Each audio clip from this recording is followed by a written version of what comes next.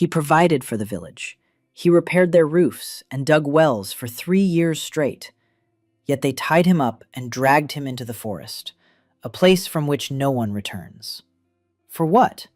For an empty slot above his head instead of a class. In the world of Valgrund, class decides everything. Born a warrior? Hold a sword. Born a mage? Here's a book. But born with an empty slot in the system? Get a rag and a bucket. Arik didn't even get that. He was dumped at the village smithy, wrapped in a gray rag. The blacksmith Brond took in the baby not out of pity. He needed hands. By the age of 5, the boy was hauling coal. By 7, he was blowing the bellows.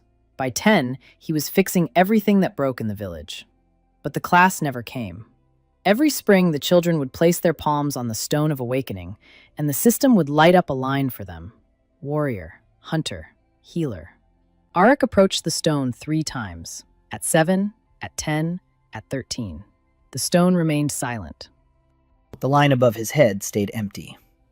The crowd first giggled, then roared with laughter. By the time he was 15, they by name. "Hey, Empty, fix the fence! Hey, Empty, clean out the ditch!" He patched roofs, sharpened knives, dug wells, and worked for food, because Empty wasn't paid. And then Brond died. His son kicked Arik out onto the street that very day. No home, no workshop, not a single person to stand up for him. For 3 years, the guy slept in a shed on the outskirts and took on any dirty job. And then the crop failed. The fields dried up, the wells ran dry, the livestock wasted away, and the village headman, Varn, gathered the villagers in the square. A big man with a red face and angry eyes, he loved simple solutions. And at the edge of the world, there's always only one simple solution. Find someone to blame. Varn barked that the crop failure wasn't an accident, that someone had cast a curse, that the system hadn't left one of them without a class for no reason. An empty line is a sign, and he pointed his finger at Arik. The crowd roared with relief. The culprit had been found. There he stood, skinny, quiet, without a family or a protector, the perfect scapegoat. Arik shouted that he had repaired their homes, dug wells, and plowed from dawn till dusk. They didn't listen. 2 hunters twisted his arms behind his back. The rope cut into his wrists until they bled. They dragged him through the entire village to the eastern path, the one that led to the forbidden forest. No one looked away. The women simply took their children back into their homes. At the edge of the forest, the trees stood like a wall, black, wet, humming. Shadows stirred between the trunks. The hunter untied his legs, shoved him in the back, and Arik collapsed to his knees in the mud. "Go straight. If you come back, we'll kill you on the spot." He stood up. He looked back. Smoke rising from the chimneys. The fences he'd repaired. The well he dug for 3 days under the sun. Everything was foreign. It had always been foreign. He stepped into the forest. For the first 100 steps, the path was still visible. Then the underbrush closed in. Branches lashed his face. Roots clung to his legs. With his hands bound, he didn't even close his eyes.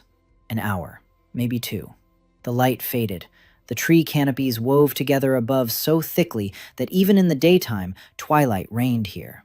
The sounds of the village died away, but others awoke. A crackling to the left, the scraping of claws against bark to the right, a low growl ahead. Arik froze. His heart was pounding. His hands went numb. He began rubbing the knot against the bark. The wet, slippery bark wouldn't give. He rubbed his wrists raw until the rope softened and loosened. He yanked. He tore the skin but pulled his hand free. His hands were free. He grabbed a fist-sized rock and a branch fragment as long as his forearm. That was all he had weapons. Against the forbidden forest, it was getting dark fast. Arik squeezed into a hollow between the roots of an old oak. He pressed his back against the trunk. Stone in his right hand, stick in his left. He waits. Night fell all at once, pitch black. The rustling grew louder. Something heavy was pushing through the bushes 100 paces away. Then silence again. Then a crack, closer. Arik held his breath. His eyes were useless. He listened. A crunch, a crunch. Heavy, wet footsteps. The smell hit him first. rottenness and sourness right in his face, like the breath of a corpse. And then he saw the eyes. Two yellow fires 2 meters above him. They don't blink. They're staring at him. The Forest Devourer. People in the village used to whisper about them. A creature the size of a bull, 6 paws, bony armor, a maw a third of its body. One of these could wipe out a squad of 5 silver-ranked fighters. The Devourer roared. The ground shook. Every cell screamed to run. But there was nowhere to run. Darkness, a foreign forest, hands covered in blood, a rock and a stick. The beast took a step closer. 6 paws dug into the mud. The plates glistened with moisture. Its mouth opened slightly, teeth in 3 rows. It lunged. Eric rolled to the right on pure instinct. The Devourer slammed into an oak tree. The trunk cracked. Eric leaped up. He hurled a stone at its armor. It bounced off like a wall. Useless. The creature spun around, quick for its size. A paw whistled past. Claws ripped open his side. The pain was sharp and burning. Eric fell, rolled back. In his hand, a stick with a sharp split end. The Devourer loomed overhead. Its jaws gaped wide. A stench. Teeth in his palm from the face. Eric strikes, blindly, from bottom to top. The sharp end enters softly. The creature roared. It jerked. The stick juts out of the eye socket. The right yellow flame went out. The Devourer slammed its head down. Paws crushed the ground. Eric clung to the stick with both hands.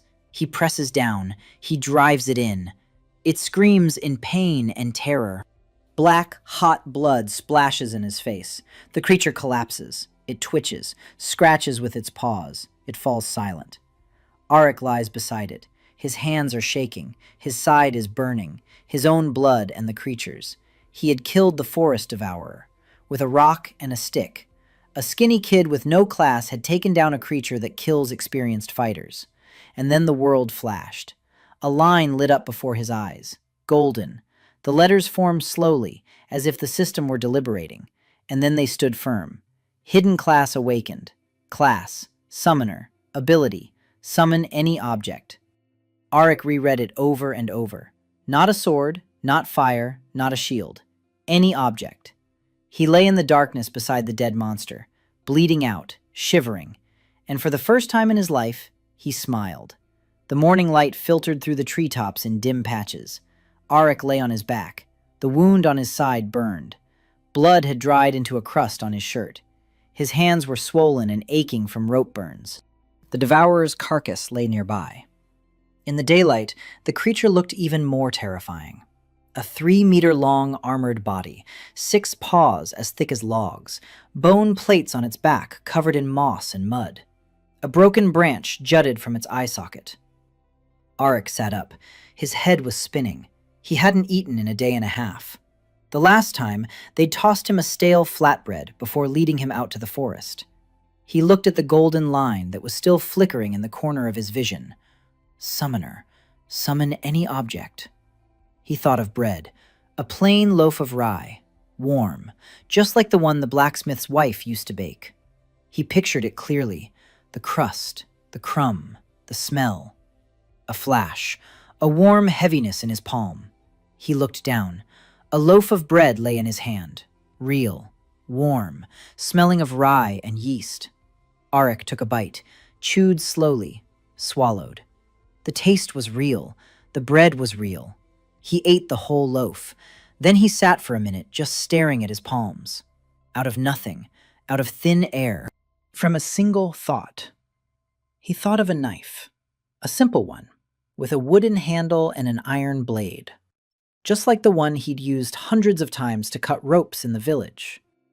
A flash. The knife lay on the ground in front of him. He picked it up, turned it over. Good balance. The blade was sharp, real steel. He thought of a bandage. A strip of clean cloth appeared in his hand. Arik washed the wound on his side with water from a puddle. He wrapped it with the bandage, tightened it. The pain subsided. He stood up, staggered, steadied himself, looked around. The forest around him was dense and gloomy.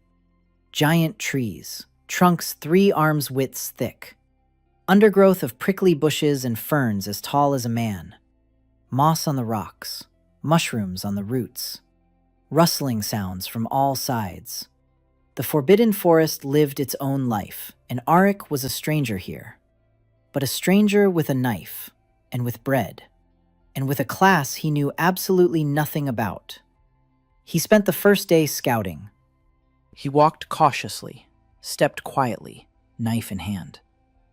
He found a stream 200 paces from the battlefield. The water was clear, cold. The bank was rocky. Nearby was a clearing, small, 30 paces across. A gap in the canopy, sunlight. A good spot. He would stop here. Arik sat down by the stream and began to think. The call of any object, any. What did that mean? He pictured an axe, a carpenter's, with an oak handle. A flash, an axe. He pictured a coil of rope, a flash, rope. He pictured 10 iron nails, a flash, a handful of nails in his palm. Each summoning was met with a slight chill in his chest, as if something were draining away, mana. He didn't know the exact amount, but he felt that after 10 summons, it had become a little harder to. Small items cost little. Bread, a knife, nails, almost nothing. The axe took more. Arik remembered this. There is a limit, so he needs to think about what to summon and when. He got to work. Summoned a saw, felled a thin tree, sawed it into logs. He whittled the branches with the axe, summoned more nails, more rope. By noon, he was drenched in sweat and gasping for breath, but the wall frame stood. 4 posts, crossbeams, the foundation. The work was familiar. His hands remembered. He had repaired walls and roofs in the village so many times that he could build with his eyes closed. There was one difference. Before, he had to search for materials, beg for them, steal scraps. Now, he summoned them. A plank, a flash, a beam, a flash, door hinges, a flash. By the evening of the first day, a wall stood. One, a bit crooked, but a wall. Arik sat in front of it, chewing the summoned bread, drinking water from the stream, and thinking that for the first time in his life, he was building for himself. Not for someone else's house, not for someone else's roof, for himself. The night passed uneasily. He heard growling in the darkness. Something was prowling around the clearing, but it didn't come closer. Maybe the smell of the dead devourer scared it off. Or maybe he just got lucky. On the morning of the second day, he continued. Summoned more boards. He summoned a hammer, a good one, heavy, with an iron head and an ash handle. He hammered until his ears rang. The second wall, the third. By evening, 4 walls stood around him. No roof, no floor, but 4 walls. The third day, the roof. He summoned long planks and roof tiles. The tiles were expensive in mana. Each tile was fired clay with a complex shape. He felt the mana draining faster. After the 30th tile, he stopped. His head was buzzing. He felt sick. He'd reached his limit. He finished the roof with bark and branches. It wasn't pretty, but it kept out the rain. Day 4. The door. He summoned hinges and a lock, a simple iron bolt. He hung the door. He turned the bolt. Click. For the first time in his life, he stood inside a house with the door locked. In his own house. 4 walls, a roof, a door, a lock. On the 5th day, he reinforced the walls from the outside. He dug pointed stakes into the ground around the perimeter. He had a dozen stakes ready, sharp, sturdy. He drove them into the ground at an angle. Any creature that charged straight ahead would run into them. It wouldn't kill a large monster, but it would slow it down. On the 6th day, he made a bed of planks inside and summoned a straw-stuffed mattress. The mattress cost surprisingly little mana. A simple thing, fabric and straw. He lay down on the mattress, soft, warm. Back in the village, he had slept on bare planks in the barn. On the seventh day, he sat down at the threshold of the conjured hut. A stream lay before him. Behind him was the house. In his hand was a mug of hot herbal tea he'd found by the water. He thought about how a week ago he'd been abandoned in this forest to die, without food, without weapons, without hope, bound. He looked at his hands. The rope marks were beginning to heal. The calluses on his palms were old, familiar. The hands of a builder, the hands of a repairman, hands that had spent their whole life doing other people's work and had done their own for the first time. The village had cast him out with nothing, and now he had everything, literally everything. All that remained was to build something bigger than a hut around it. At that moment, Arik heard a rustling in the bushes. He jumped to his feet, a knife in his right hand. He drew a second knife to his left. The bushes parted. A girl stepped out onto the clearing, young, dirty. Her dress was in tatters. Her hair was tangled. Her bare feet were scraped. She walked unsteadily. She swayed. Her eyes were glassy with exhaustion. She saw Arik. She saw the hut. She saw the stakes around it. She stopped. She said she was no enemy, that she had come from the town of Morvale, that she had been accused of poisoning a noblewoman and sentenced to exile in the Forbidden Forest. She was a herbalist. She treated people with decoctions and poultices.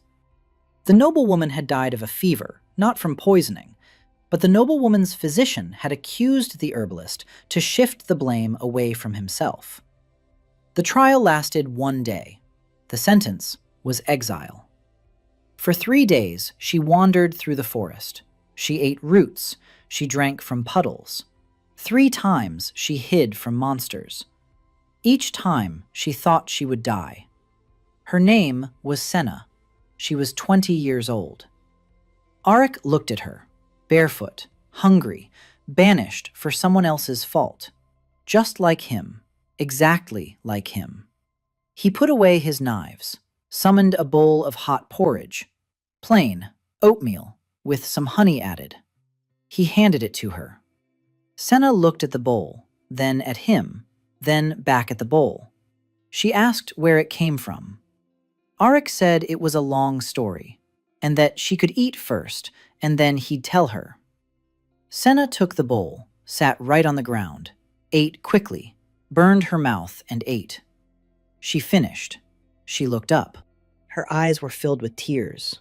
She said she'd spent 3 days thinking she'd die in this forest, that every rustle seemed like the last, that she'd already decided to lie down and not get up. And then she saw smoke rising from his hut. Arik summoned a second mattress. He placed it inside the hut. He said it was safe here, that there were stakes all around, that he had killed the devourer right here. Senna didn't believe him.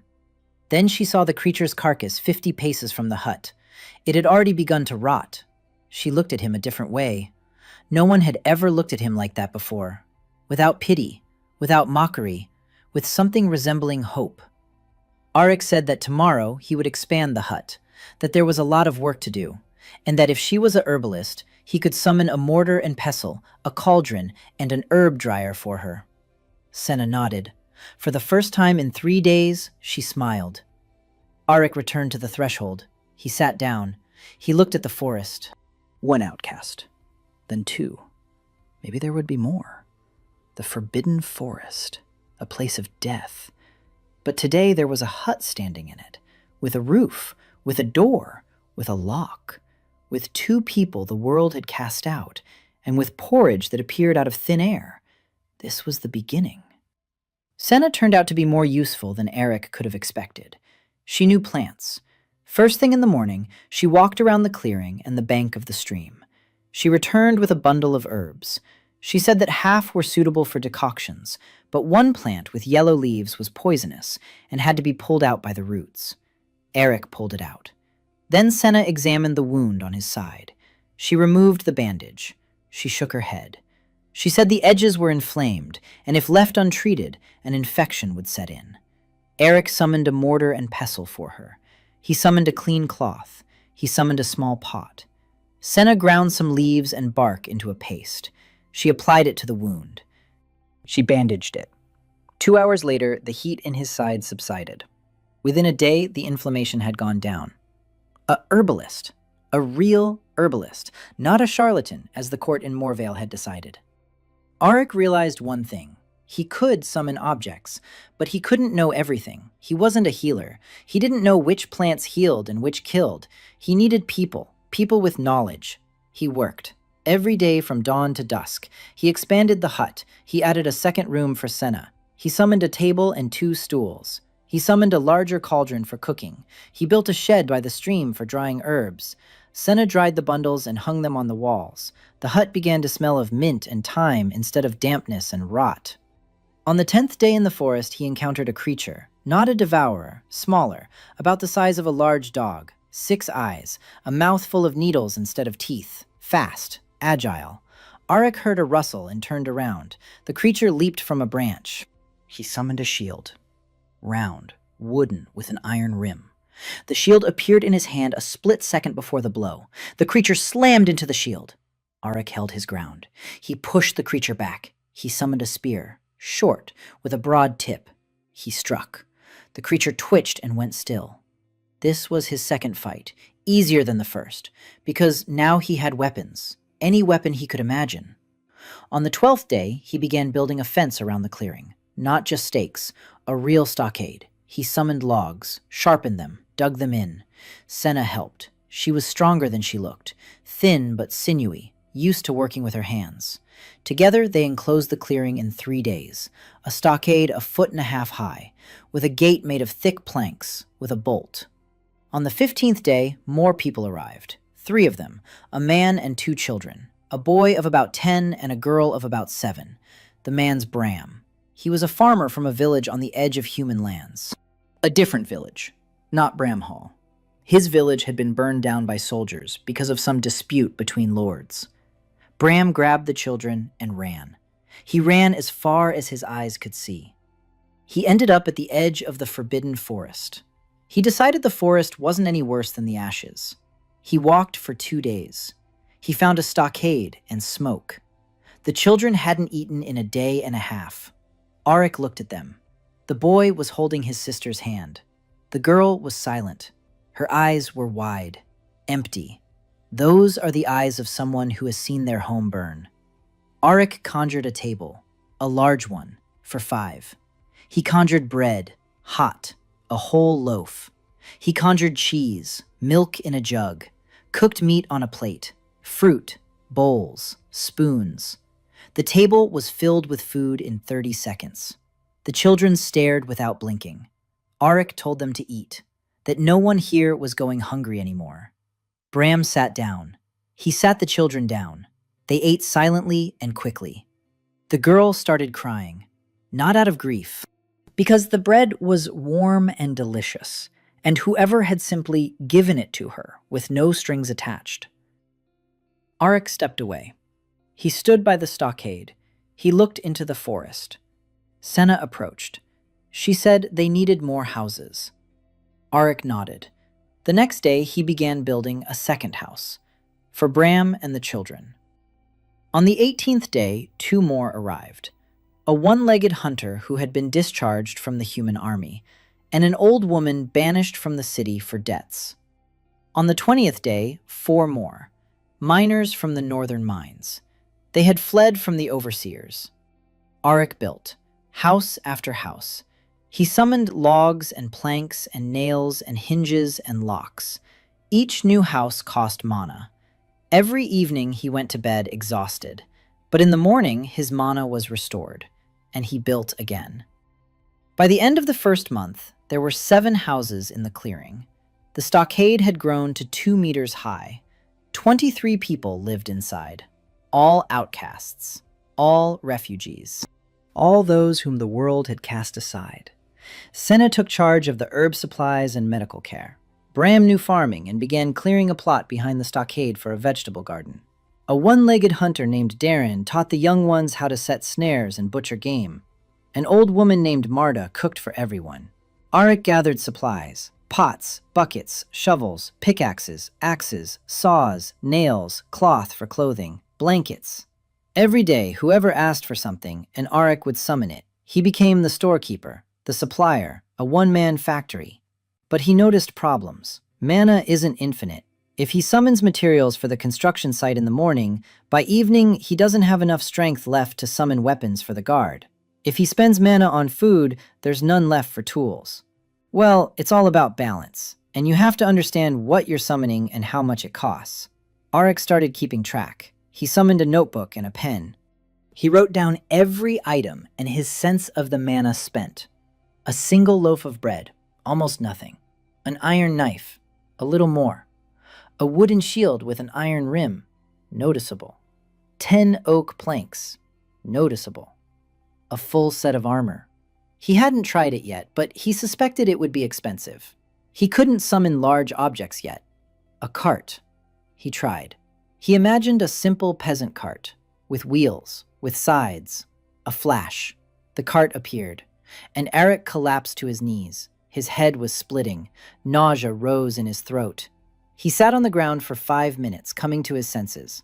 A cart is expensive. He remembered that. He also noticed something else. Simple things he knew well cost less. The knife he had sharpened 1,000 times in bronze smithy. The plank he had planed hundreds of times. The nail he had forged dozens of times. He could picture these things clearly and precisely, and they cost less. But the things he had seen only briefly or knew only vaguely cost more. A roof tile cost more than a board, not because clay is more expensive than wood, but because Arik had a poor understanding of the firing process. Knowledge equals access. The better he understood something, the cheaper the cost. This changed everything. It meant he needed to learn, to understand how things worked. Every new piece of knowledge was a new, cheap item in his catalog. Arik told Senna about this. She looked at him for a long time. Then she said he wasn't just a summoner, he was an engineer, and that he needed to take apart every object he found, to study it, to memorize, and then his catalog would become infinite. Arik nodded. An engineer. He'd never thought of himself that way. He thought of himself as a guy who fixed other people's fences. But Senna was right.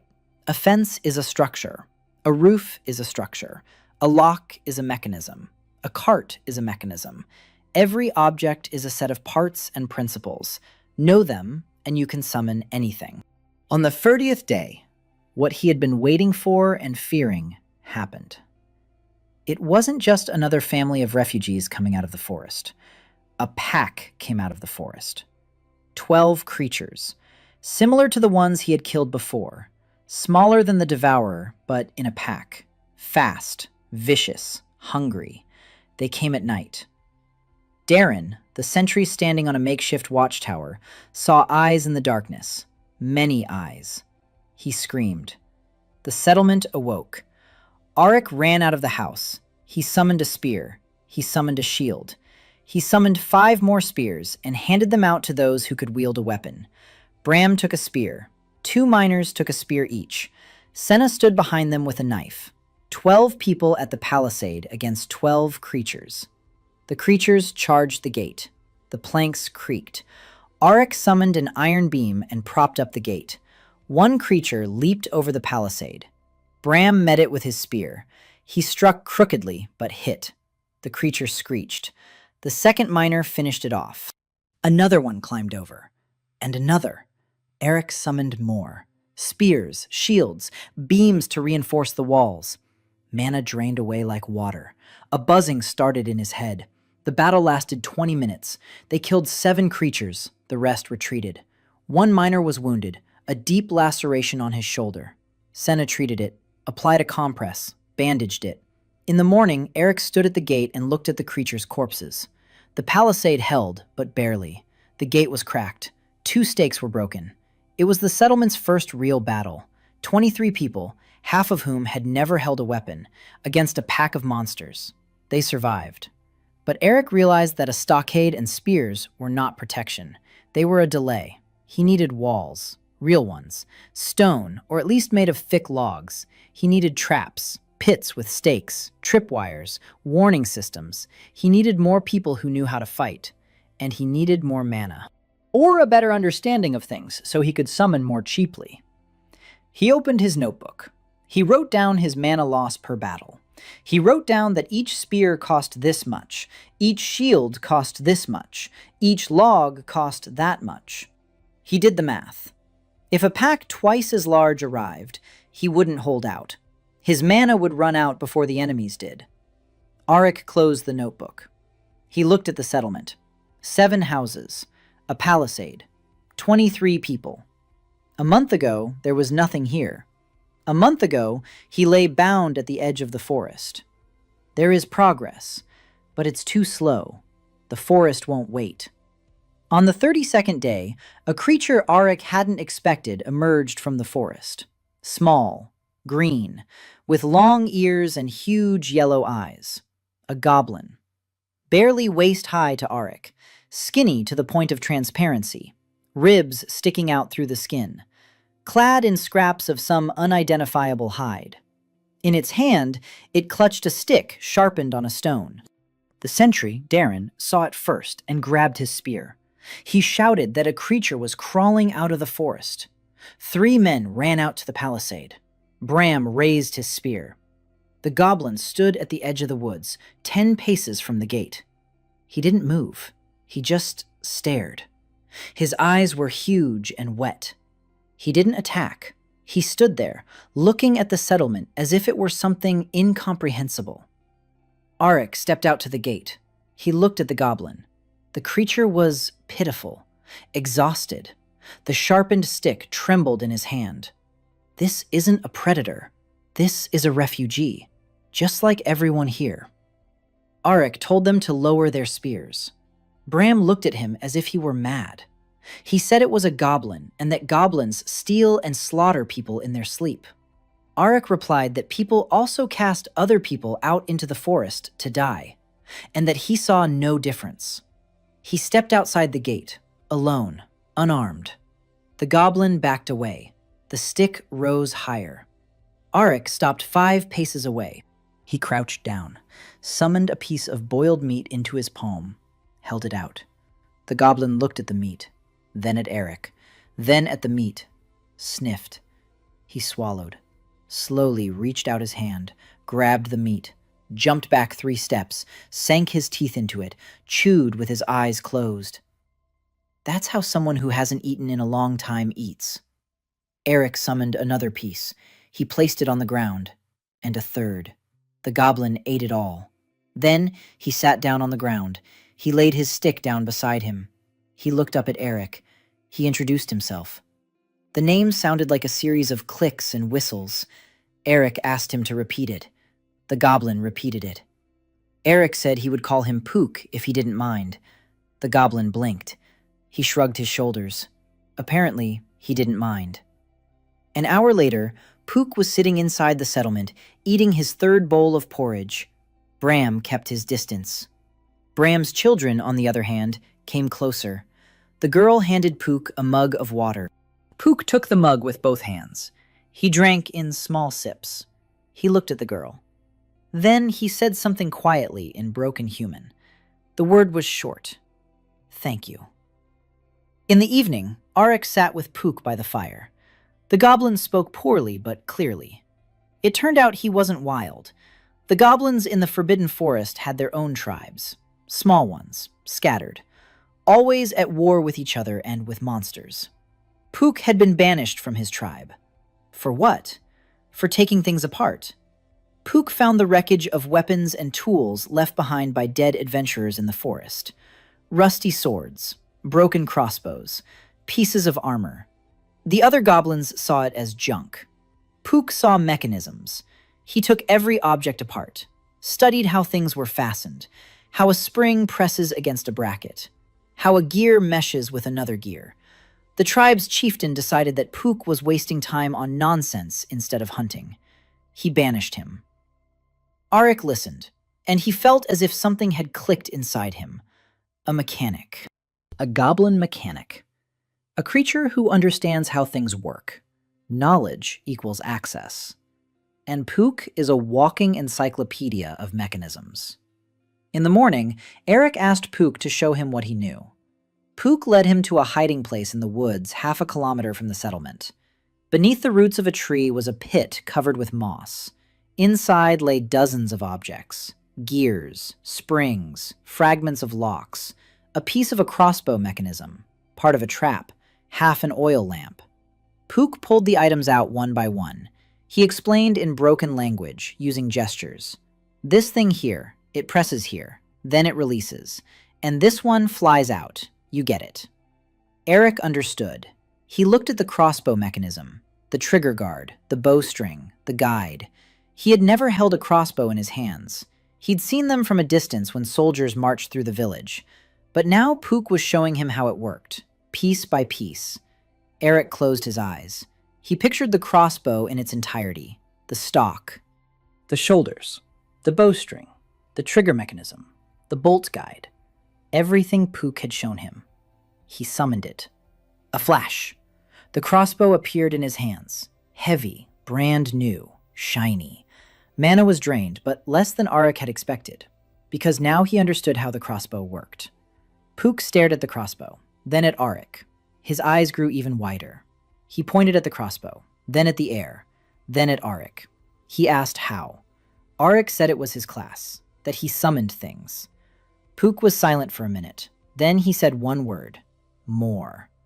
Arik grinned. More. They returned to the settlement, and Arik spent the whole day with Pook. The goblin showed him thing after thing, explained mechanism after mechanism. A door hinge, a simple lever, a pulley system, a ratchet mechanism, a water wheel. Arik soaked it all in. Every new piece of knowledge unlocked a new item in his catalog. Every new item cost less because he understood it from the inside. By evening, he had conjured a pulley system for lifting heavy loads. He conjured a system of ropes and pulleys. He conjured a simple well gate. Each time, mana was used more sparingly than the day before. Pook was a treasure trove, a living encyclopedia, and he was happy. For the first time, his passion for taking things apart had proven useful. For the first time, someone listened to his explanations instead of kicking him. On the 35th day, Eric began building a wall. Not a palisade, a wall. A double row of logs with earth and stones packed between them, 3 meters high. He summoned the logs in bundles, 10 at a time. Mana was spent evenly. The logs were standard, identical. He knew them perfectly. A cheap summon. People worked. They dug a trench for the foundation. They set the logs in place. They filled the gap. They tamped it down. Eric summoned tools for everyone. Shovels, pickaxes, wheelbarrows. By the 40th day, the wall enclosed the clearing on 3 sides. On the 4th side was a stream. There, Arik set up a grate made of thick iron rods. Water flows through. The creature won't get through. The gate is new, made of 3 layers of oak planks with iron hinges and a bolt. On the wall, every 20 paces, a platform for a sentry. Darren set up the posts. 5 men on the night shift, 5 on the day shift. Arik issued a crossbow to each man. 10 crossbows in a single day. His mana was depleted, but not critically. He now knew crossbows well, thanks to Pook. Cheap. By the 45th day, the settlement had changed. It was no longer a cluster of huts behind a fence. It was a village, a wall, a gate, watchtowers, crossbowmen, 12 houses, 41 people. The garden behind the wall began to yield its first greens. Senna set up an infirmary in a separate house. Marta managed the kitchen and food distribution. Bram oversaw the farming. Darren commanded the defense. Pook tinkered with mechanisms and taught Arik every day. And Eric was building, learning, and writing everything down in a notebook. On the 46th day, Eric stood on the wall and looked at the forest. Senna climbed up to him. She said that people had started calling this place by different names. Some call it the refuge, others the new home, still others simply the wall. Eric asked what she thought. Senna paused. Then she said that if he was building not a village but a future, this place should have a real name. Eric thought. He looked at the forest, at the wall, at the houses below, at the people. He said one word. Valford. A ford in the valley, a place they passed through. Senna nodded. Valford. A good name for a place that welcomes everyone. That same evening, Eric gathered all the residents in the square in front of the kitchen. 41 people. Men, women, children. 1 goblin. He said that this place was now called Valford, that everyone who came here came not as a guest, but as a resident, that there were 3 rules here. First, no one is turned away. Second, everyone works. Third, everyone protects one another. Simple rules. People listened. Some nodded. Some stared at the ground. Bram raised his hand and asked who was in charge here. Arik said that for now, it was him, because he was the only one who could summon walls and weapons, but that it wasn't forever, that when Valford grew big enough, they would elect a council, and for now, he would build, and they would live. The people dispersed. Pook approached Arik, tugged at his sleeve, said he'd show him something interesting tomorrow. He'd found the wreckage of something strange in the forest, something metallic, with gears he'd never seen before. Arik nodded. Tomorrow. There's always tomorrow. A month ago, tomorrow meant only one thing: survive one more day. Now, tomorrow meant something else. Build one more wall, learn one more mechanism, take in one more outcast. Arik climbed down from the wall. He walked past the houses, past the kitchen where Marta was washing pots, past the infirmary where a light was on, past Pook's workshop, cluttered with debris and parts. He went into his house, lay down on the mattress, closed his eyes. In the morning he would get up and build, like yesterday, like tomorrow, like every day until Valford became a place from which no one. On the 47th day, Pook led Arik deep into the forest. They walked for about an hour. The forest grew darker. The trees grew thicker. The moss on the trunks grew denser. The sounds changed. The birds fell silent. Even the insects fell silent. Pook moved with confidence. He knew these paths. He had lived in the forest his whole life. Finally, he stopped by a fallen tree. The trunk, 5 hands wide, lay across the ravine. The roots had torn a layer of soil a meter thick from the ground. There was a pit beneath the roots. Pook jumped down. Arik followed him. An object lay in the pit. Metal, the size of a barrel, covered in mud and moss. But beneath the layer of earth, a strange alloy glinted. Not iron, not bronze, something else. Silvery, with a bluish sheen. Pook cleared the dirt from one side. He showed Arik. Gears. But not like those in a crossbow or a lock. These were perfectly smooth. The teeth were even, as if carved by a beam of light. Between the gears were grooves filled with something like hardened resin, and symbols. Symbols were engraved. Not human, not elven as far as Arik could tell. Something entirely different. Pook said he found it 3 days ago. He was digging a burrow for shelter and stumbled upon it. He tried to take it apart but couldn't. The metal wouldn't give. Not a single tool left a scratch. Arik crouched down beside it. He touched the casing. Cold, smooth, slightly vibrating, as if something was working inside, very slowly, on the verge of being felt. He ran his finger over the symbols and felt a response, not in his fingers, inside, where the mana resided, a slight jolt, as if his summoner class had responded to touching this object. Arik pulled his hand away. His heart began to race. This wasn't an ordinary mechanism. It was something connected to the system, or to summoning. He didn't know exactly what, but he could feel it. They pulled the object out of the pit, heavy. They barely dragged it back to the settlement. They put it in Pook's workshop. Arik told them not to tell anyone yet. They needed to figure it out first. Pook nodded. He didn't really talk to the others much anyway. The next day, Arik worked on the wall. The southern section was weaker than the rest. The ground was soft. They were sinking. He pulled out the ones that had sunk, summoned new ones, hammered them in deeper, filled the gaps with stones, tamped it down. By noon, the southern section stood firm. Then Vesna arrived. Arik didn't immediately realize who was standing before him. The girl emerged from the forest silently. She simply appeared at the gate like a shadow. The guards nearly sounded the alarm. She was tall, slender. Her skin was pale with a slight lilac tint. Her ears were long and pointed. Her hair was black, reaching down to her waist. Her eyes were dark violet, a dark elf. The guards froze. 2 crossbowmen raised their weapons. No one in Valford had ever seen an elf in the flesh. They'd only heard stories. The Forest Empire of the Elves was one of the three great powers. They possessed ancient magic. They lived for thousands of years. They despised humans. And they certainly didn't wander alone through the Forbidden Forest. Arik stepped out to the gate. He looked at her. She looked at him. Calmly. Without fear. Without aggression.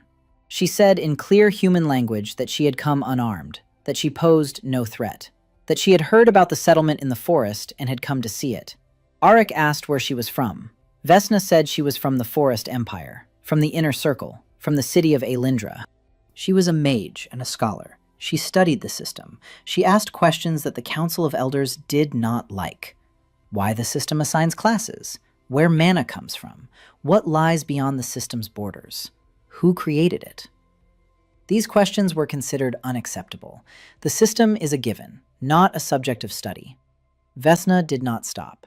She found old texts in the Empire's archives. The texts mentioned the Forbidden Forest, and something beneath it, something ancient, connected to the system. The council learned of her research. She was tried for heresy. The verdict? Exile. She was lucky. Usually, people were killed for such questions. But she had a patron among the elders who commuted her sentence to exile. She wandered through the forest for 2 months, alone, surviving on magic, minor spells, shields, flashes of fire, traps for small game. Then she heard a knocking, a distant rhythmic knocking. Hammers, saws, voices. She followed the sound. She found Valford. Arik listened. 2 months alone in the Forbidden Forest. And she survived. This elf wasn't just a scholar. She was strong. He asked what she wanted. Vesna said she wanted to stay, and that in exchange, she could give him knowledge about the 3 realms, their armies, their magic, their weaknesses. And the fact that the Council of Elders knows about the Forbidden Forest, but is hiding it from the rest. Arik thought for a moment. A dark elf in a human settlement. It's a risk. The people here are all from the kingdom of men. They grew up on stories of wars with the elves, on hatred, on fear. He looked at his men. Bram looked wary. Darren gripped his spear. The 2 crossbowmen hadn't lowered their weapons. Arik turned to them. He said that the first law of Valford states that no one is turned away, that this law makes no distinction between races, that if the elf came unarmed and asks for refuge, then Valford grants refuge. Bram opened his mouth to object. Arik looked at him. He asked if Bram had forgotten how he himself had stood at these gates with hungry children. Bram closed his mouth. He lowered his eyes. Vesna entered. They gave her a house, the last one built, small, but with a roof and a door. That evening, she came to Arik. She said she had to tell him something important, right now. They sat down at his table. Vesna spoke quietly. She said that the 3 powers know more about the Forbidden Forest than they let on. The forest isn't just dangerous thicket full of monsters. The forest is an anomaly, a place where the boundary between the world of Valgrund and whatever else is thin. Not all the monsters in the forest are local. Some come from somewhere else, from other layers of reality, or from other worlds. Ancient elven texts called this the Rift. The 3 powers have used the forest as a buffer for centuries precisely for this reason. Not because there are monsters there, but because the Rift is there, and the Rift is connected to the system. Vesna said that the summoner class wasn't a coincidence, that the ancient texts mention something similar, the ability to pull things through the Rift, from other worlds. The objects Arik summons, they aren't created out of nothing, they come from somewhere. Arik was silent. He looked at his hands. Bread, knives, boards, crossbows, walls, everything he had summoned over these past weeks. All of it had come from somewhere, from another world. He thought of the loaf of bread, his first summoning. Somewhere in another world, a loaf of bread had vanished from a table. Vesna said that wasn't all. The texts mentioned an entity, an old one, an ancient one, connected to the Rift. The elves called it the Hollow Caller. It was this very entity that was the reason why the 3 powers were afraid to enter the forest. Not monsters. Monsters can be killed. The hollow caller cannot be killed because no one knew what it was. A voice, a presence, a power, something living deep within the forest, right at its center, where the rift is thinnest. Vesna asked if Arik had sensed anything strange in the forest, something beyond the monsters in the trees. Arik recalled a vibration in the strange mechanism beneath the roots, the response of his mana to touching it. He said yes, that he had found a metal object with symbols in the forest, and that his mana had reacted to the touch. Vesna paled. The lilac tint of her skin turned almost white. She asked to see it. Arik led her to Pook's workshop. Pook was sleeping in the corner, curled up on a pile of rags. The mechanism stood in the middle. Vesna approached. She didn't touch it. She looked at it, for a long time. Then she crouched down. She ran her hand over the surface without touching it. Arik saw the air between her palm and the metal tremble slightly. Magic. She was reading something. Vesna stood up. She said it was a beacon, a navigational beacon, very old, older than the three powers.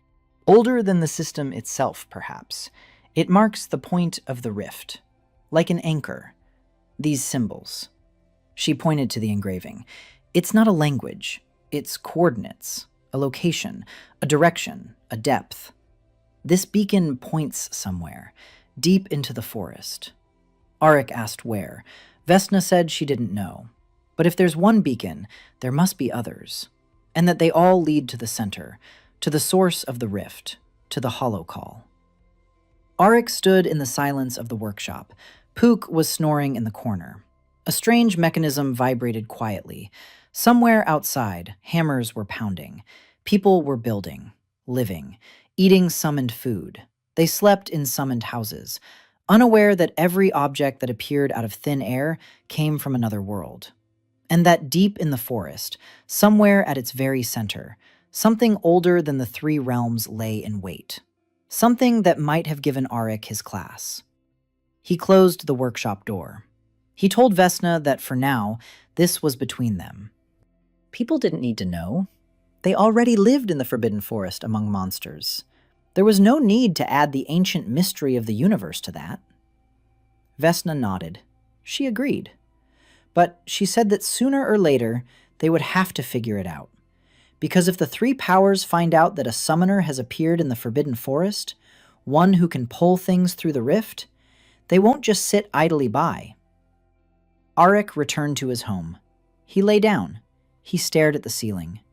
A summoner. A class that didn't exist on Valgrund. A class connected to the rift between worlds.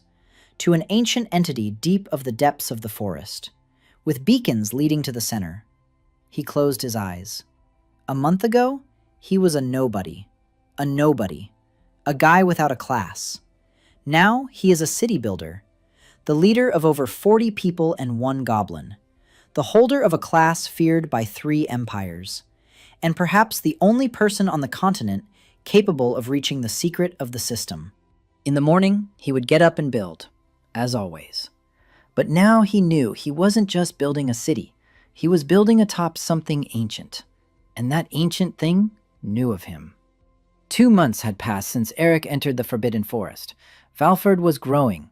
Every week, new people arrived. Families, lonesomes, vagabonds, deserters, those whom the world had cast out and forgotten. By the 60th day, the population had surpassed 100. By the 70th, 150. Arik built, every day, without stopping. New houses, new sections of the wall, new workshops. He summoned materials in batches, 20 planks at a time, 40 nails, 10 beams. Mana was being used more evenly. He had learned to gauge his reserves more accurately. A full reservoir in the morning, a third by evening, replenished overnight. And every day, the reservoir was a little larger than yesterday. His class was growing, slowly, but growing. Vesna had explained it. The system was designed so that using a class strengthened it. A mage who cast spells every day increased his mana pool. A warrior who fought every day increased his strength. A summoner who summoned every day increased the scope of what he could summon. Arik summoned every day, a lot, and his limit kept shifting. 3 months ago, he collapsed from exhaustion after summoning a single cart. Now he could summon a cart and 20 more planks after that. Progress, slow but steady. Vesna became his right-hand woman in matters unrelated to construction. She knew the politics of the three powers. She knew the balance of power. She knew who was at war with whom and why. Every evening they sat at the table and she would tell him. The kingdom of men, the most populous power, 200,000 soldiers, knights in heavy armor, siege engines, trebuchets, battering rams, fortresses on the borders. King Aldous had ruled for 30 years, a pragmatist, tough, not evil, but not kind either. For him, only the interests of the kingdom mattered. Everything else was a hindrance. The Forest Empire of the Elves, the oldest of the three. Magic of a level humans could not attain. Barriers, illusions, battle spells capable of scorching entire fields. But the elves were few. 50,000 warriors, perhaps 60, quality over quantity. Empress Elindris ruled from a city nestled among the crowns of ancient trees. Arrogant. She considered humans to be short-lived savages. She hated demons with religious fervor. The demon abyss, chaos, hordes, hundreds of species of demonic creatures, from minor imps to colossal lords. Lord Mazareth united them with an iron will and fear. Without him, the abyss would have fallen apart into 1,000 warring clans. Mazareth was ancient, older than any living elf. He remembered the times before the system, or so he claimed. The three powers had always been at war. Not a total war, border skirmishes, raids, sieges of individual fortresses. A full-scale war broke out once every 50 years and ended with the exhaustion of all sides. The Forbidden Forest between them served as a buffer, a neutral zone, a place where no one ventured, until Auric built a city there. Vesna said the humans would be the first to find out. They were the closest. Their scouts patrolled the edge of the forest regularly. Sooner or later, someone would see the smoke, or hear the noise, or stumble upon the tracks, and then they'd report it to the king. Auric asked how much time they had. Vesna said she estimated 3 to 4 months, maybe 6 months if they were lucky. Auric nodded. 6 months. They had to make it in time. On the 75th day, Corin arrived. Auric remembered that day because Corin changed everything about Valford's defenses. He emerged from the forest alone, tall, broad-shouldered, 35 years old, his face scarred, his armor battered and rusty but still on him, a sword at his belt, a shield on his back. He walked steadily, calmly, not like a refugee, like a soldier. The guards raised their crossbows.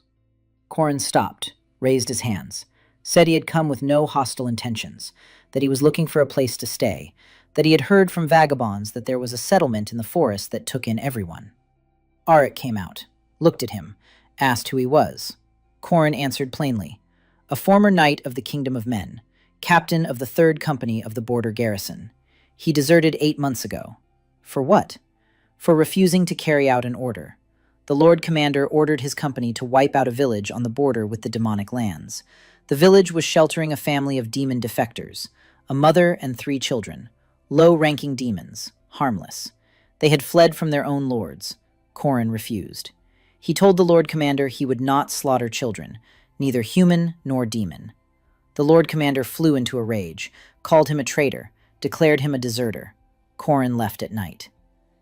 Took his sword and shield, nothing else. He walked for 8 months, from town to town. He didn't linger anywhere. They're looking for the deserter. A bounty has been put on his head. 50 gold pieces. Not much for a knight, but enough for every innkeeper to glance sideways and do the math. In the end, he went into the Forbidden Forest, because they won't look for him there. Auric listened. A knight, a real knight with combat experience, a company commander, someone who knows how to build defenses, how to command men in battle, how to train a militia, everything Auric didn't know how to do. He let Corin in, gave him a home, fed him, and the next day he took him to the wall and told him to point out what was wrong with the defenses. Corin inspected the wall. He walked the entire perimeter. He climbed every watchtower. He inspected the gates. He looked at the crossbowmen. In the evening, he sat down at the table with Auric and Vesna, and he began to speak. The wall is good for defending against beasts. It won't hold against an army. It's too thin. There's no moat. There's no counterscarp. The towers are too low. The view is poor. The crossbowmen aren't trained. They stand crooked. They aim slowly. Half of them won't be able to hit a target from 20 paces. There's only one gate. If the enemy focuses their attack on the gate, they'll break through. We need an emergency exit, an underground passage or a hidden gate in the wall. There's no rapid response unit. If there's a breach in one section, it'll all be over by the time the guards run over from the other side. Arik was taking notes. The notebook was filling up. List of problems, list of solutions. Corin wasn't just criticizing. He was making suggestions. A moat, 3 meters wide, 2 meters deep. Fill it with water from the stream or leave it dry with stakes at the bottom. Raise the wall. Add a battle parapet. A platform for archers with loopholes. Fortify the gate. A second row of gates behind the first. A deadly corridor between them. Anyone who breaks through the first will fall into a trap. Arik listened and visualized every detail Corin described. The moat, the stakes, the parapet, the loopholes, double gates. He could summon all of this. It was just a matter of mana and time. He asked Corin how long it would take to train the men. Corin said you couldn't turn militiamen into knights, but you could make disciplined fighters in 3 months, if they trained every day.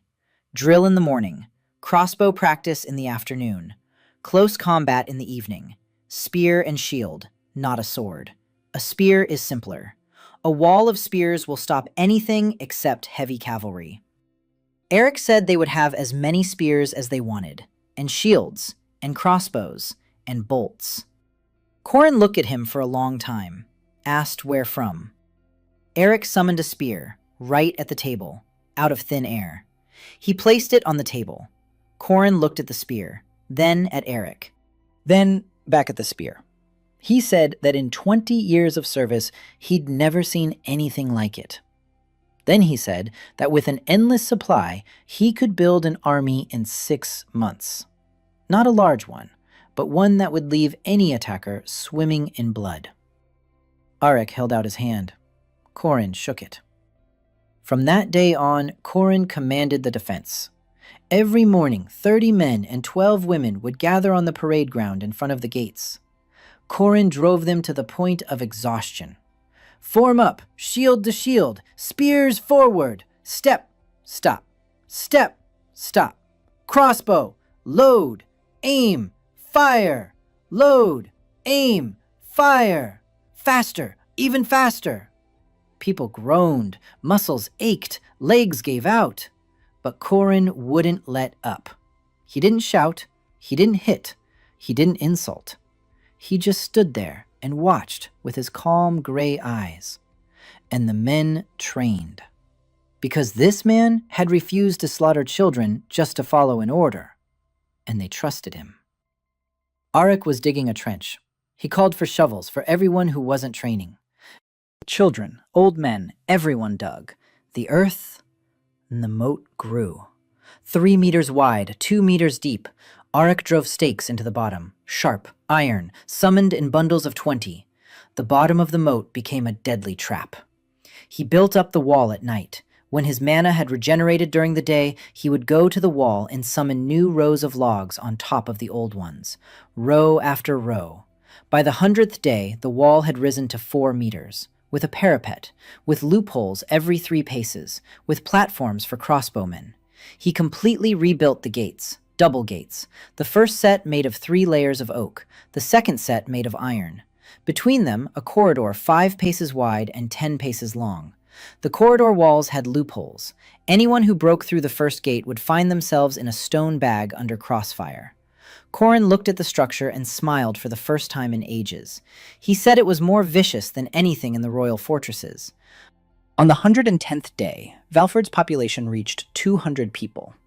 24 houses, 3 streets, a square with a well, a kitchen, an infirmary, Pook's workshop, which had expanded to 3 rooms, a warehouse, barracks for the militia, a training ground, a vegetable garden behind the wall, an enclosure for small game that they had learned to catch and raise.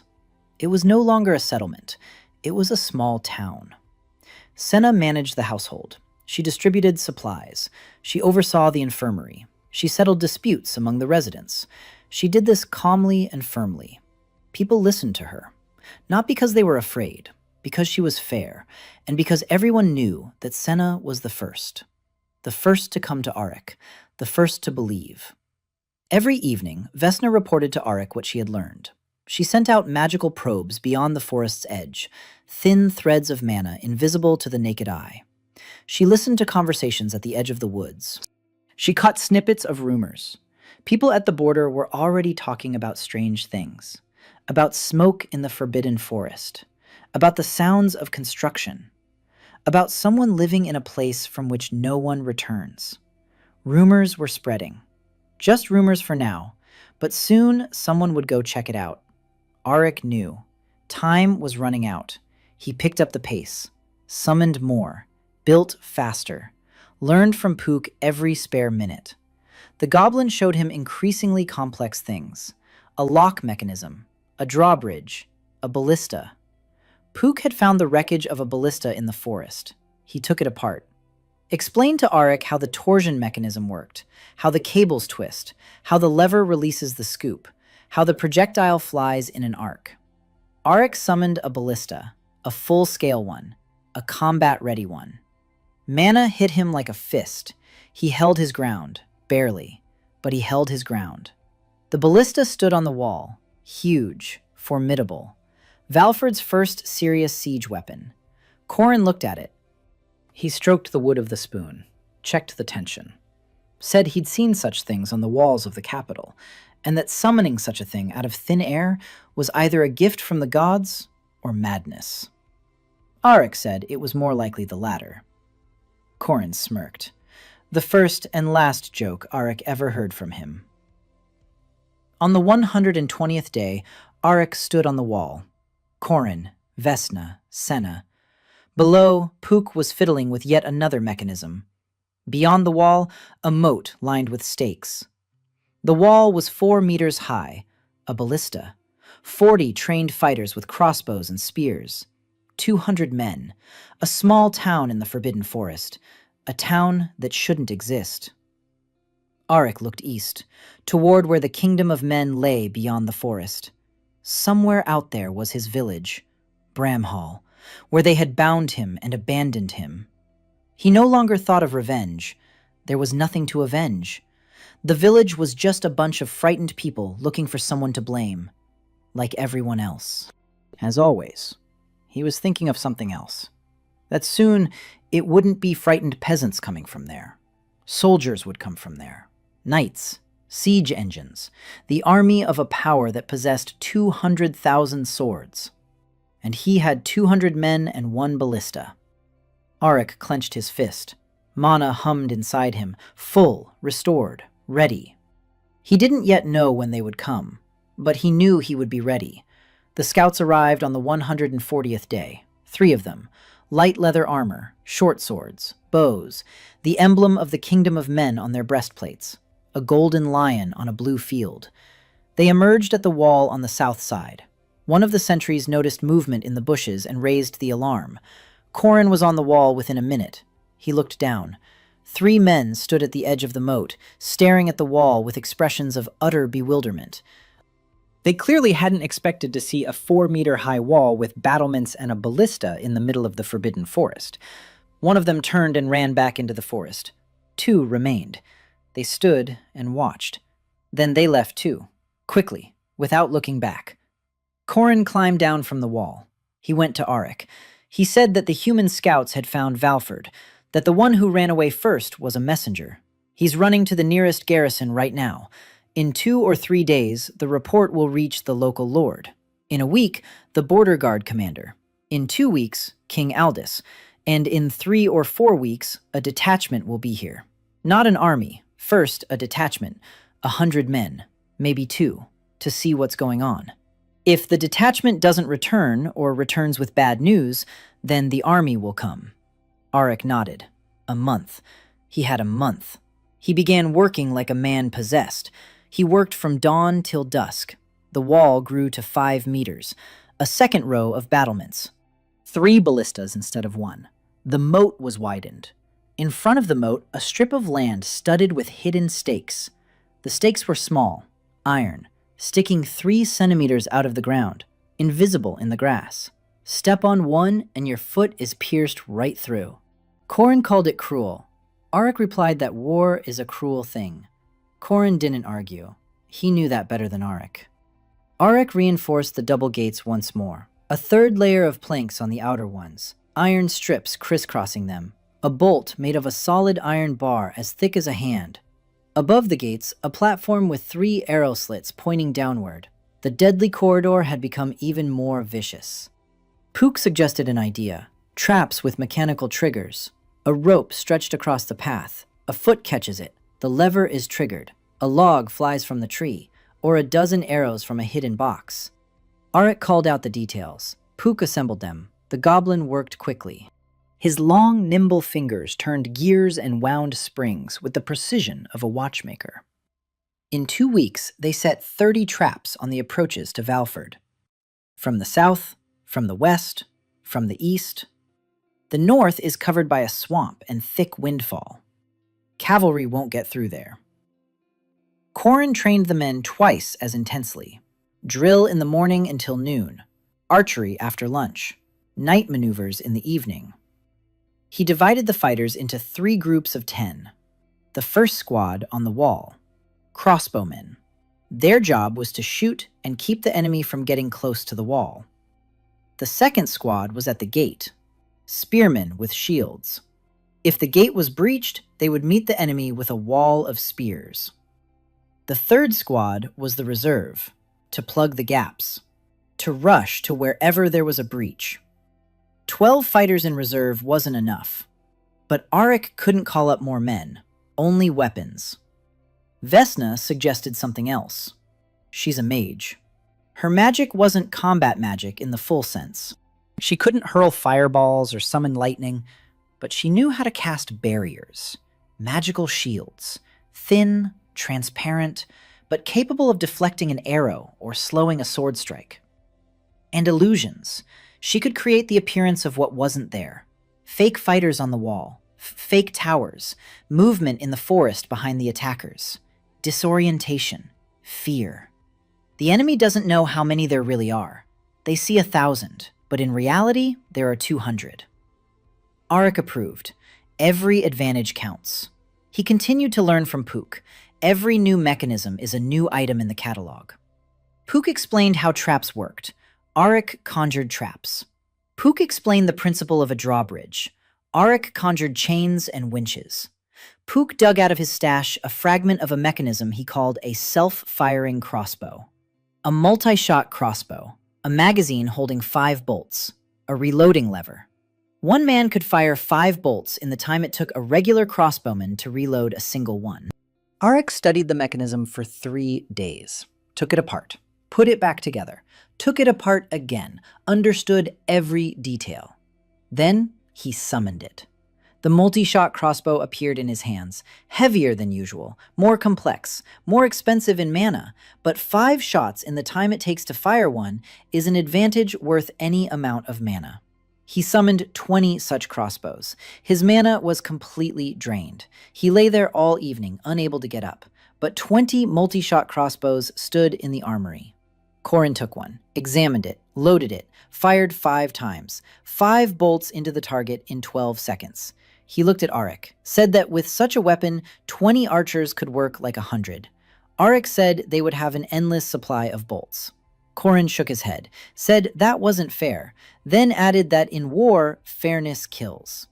On the 160th day, they arrived, a detachment from the kingdom of men. Arik stood on the back and counted. Not 100, not 200, 500 men. 2 cavalry squadrons, 3 infantry companies, a supply train, banners, a golden lion on a blue field. At the head rode a knight in full plate armor, visor raised, face stern, young, about 25. Clearly a member of the nobility. Corin stood nearby. He watched. He said he recognized the banner. It was Lord Varen's detachment, the border commander. Not the best, but not the worst either. 500 men is a serious force for a reconnaissance in force. Someone in command decided not to take any chances and sent enough to crush any settlement. The detachment stopped 300 paces from the wall, out of crossbow range. A knight rode forward with a white flag, a negotiator. Arik climbed down from the wall. He went out through the gate, alone. Corin wanted to go with him. Arik said no. If a battle broke out, Corin was needed on the wall. He was the only one who could command the defense. Arik walked along the strip between the moat and the forest, past hidden stakes, past camouflaged traps. He knew where everyone was. He stopped 50 paces from the wall. The envoy rode up, young, nervous. He stared at the wall behind Arik with undisguised surprise. He said that Lord Varen, commander of His Majesty King Aldis's detachment, demanded the immediate surrender of the illegal settlement. All residents must come out unarmed and surrender. The settlement would be demolished.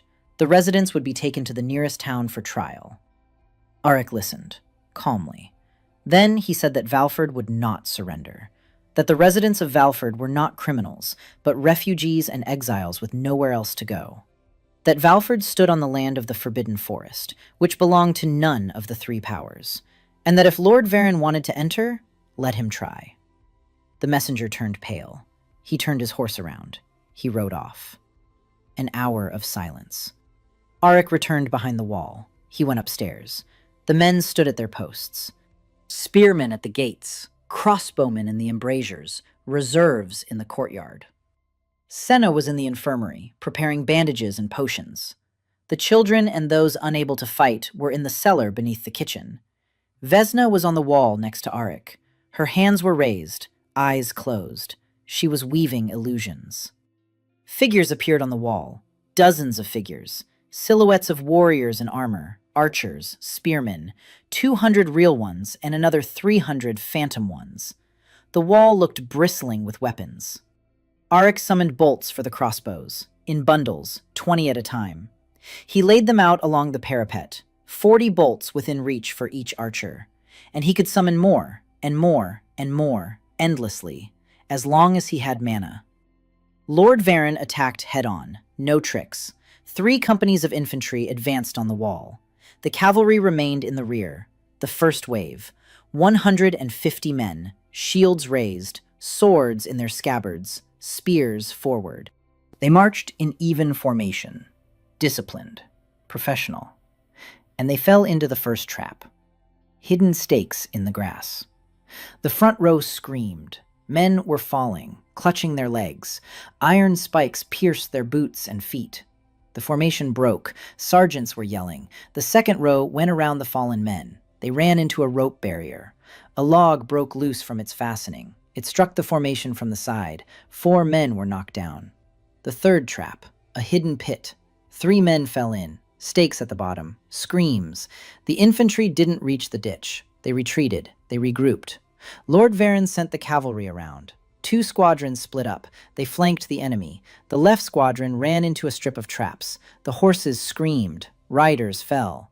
The right squadron made it through more easily, but ran into the ditch. The horses couldn't jump 3 meters. The riders dismounted. They crawled across the ditch and came under fire. 20 multi-shot crossbows opened fire. 5 bolts in 12 seconds. 20 archers. 100 bolts in 12 seconds. Then another 100, and more. The bolts never ran out. Arik stood behind the line of archers, calling out bolts one after another. His hands moved automatically. Mana flowed steadily. He could feel the reserve. Enough for an hour of this fire, maybe more. Varen's men were falling into the ditch and beyond it. Shields offered no protection against such a barrage. They hadn't expected this. 5 minutes, 10, 15. Lord Varen sounded the retreat. The unit retreated 300 paces. The wounded lay in the field between the forest and the moat. They were moaning, screaming. Not a single casualty on this side of the wall. Arik looked at the wounded. Then he turned to Corin. He said they needed to send men to gather the wounded enemies. Corin looked at him as if he were mad. Arik repeated himself. Gather the wounded. Bring them to the infirmary. Bandage them. Corin said this was war. Auric replied that this was Valford, and that the third law states that everyone protects one another, even those who were trying to kill them a minute ago. 12 fighters went outside the wall. They picked up 11 wounded from Varen's unit, brought them to the infirmary. Senna treated the wounds, bandaged them, gave them pain-relieving potions. One of the wounded human soldiers looked at her. Then he asked why. Why were they treating their enemies? Senna replied that there were no enemies here. There are only the wounded. Lord Varen stood 300 paces away, watching as his wounded were carried into the city he had come to destroy. That evening, he sent a second messenger. The messenger said that Lord Varen demanded the return of the prisoners. Auric went out. He said there were no prisoners. There were wounded people being treated. As soon as they were able to walk, they were free to go. No conditions. The messenger left. The night passed in silence. In the morning, Lord Varen broke camp and led his force eastward, toward human lands. Eric stood on the wall and watched as 500 men marched away through the forest. Corin stood beside him. He said that Varen would return, not alone, with an army, that he would report to the king about the city in the Forbidden Forest that couldn't be taken by 500 men, and that the king would send 5,000 or 10. Eric nodded. He knew. But today they had held their ground. 200 men against 500. Not a single casualty on their side. 11 enemy wounded in their infirmary. Valford's first victory. After Varen's retreat, Eric waited. He knew the silence was temporary. 2 months. Corin said that's how long it would take for Varen's report, the journey to the capital, the king's decision, the gathering of troops, and the march back. 2 months to prepare. The 6th month since Eric's expulsion from the village. Valford was changing every day. People were coming. After the battle with Varen, the news spread throughout the borderlands. A city in the Forbidden Forest? It takes everyone in? Food from thin air? Walls that cannot be breached? It sounded like a fairy tale. But the wounded Varen soldiers who had been sent home told the story. They were treated, fed, released without conditions. Each of the 11 told the same story. A skinny guy on a wall who summons things out of nothing. A city that cannot be taken by force. And laws. No one is turned away. Everyone works. Everyone protects one another.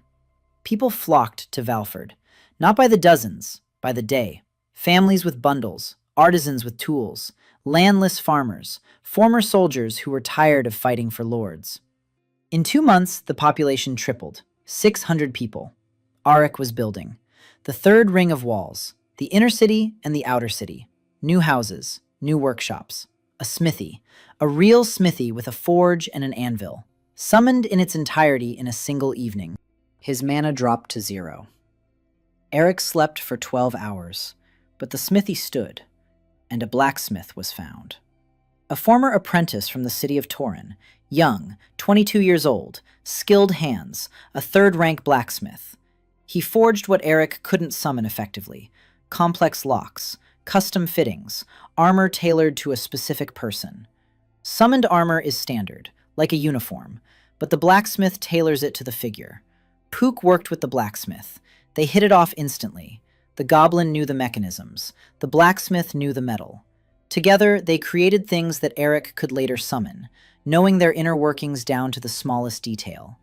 Each joint effort made future summons cheaper. A chain reaction. Knowledge begets knowledge. Vesna brought alarming news. Her magical sensors had picked up snippets of conversation at the edge of the forest. King Aldous took a personal interest. Varen reported not to the border commander, but directly to the capital. The king convened a war council. A city in the Forbidden Forest on neutral territory is not a bandit camp. It is a political problem. If humans build a city on lands that the three powers consider a buffer zone, then the elves and demons will decide that humans are expanding, and they will strike first. Eric grasped the scale of it.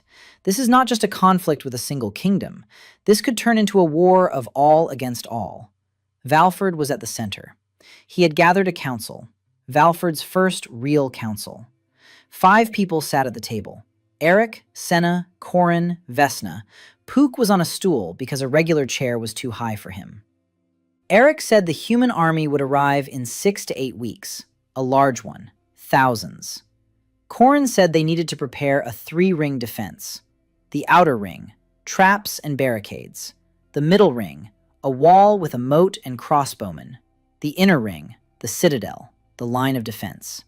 Eric nodded. The citadel. He hadn't built anything out of stone yet.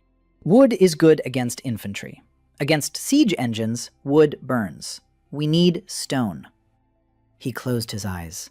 He pictured a stone block, granite, hewn, 1 meter by half a meter.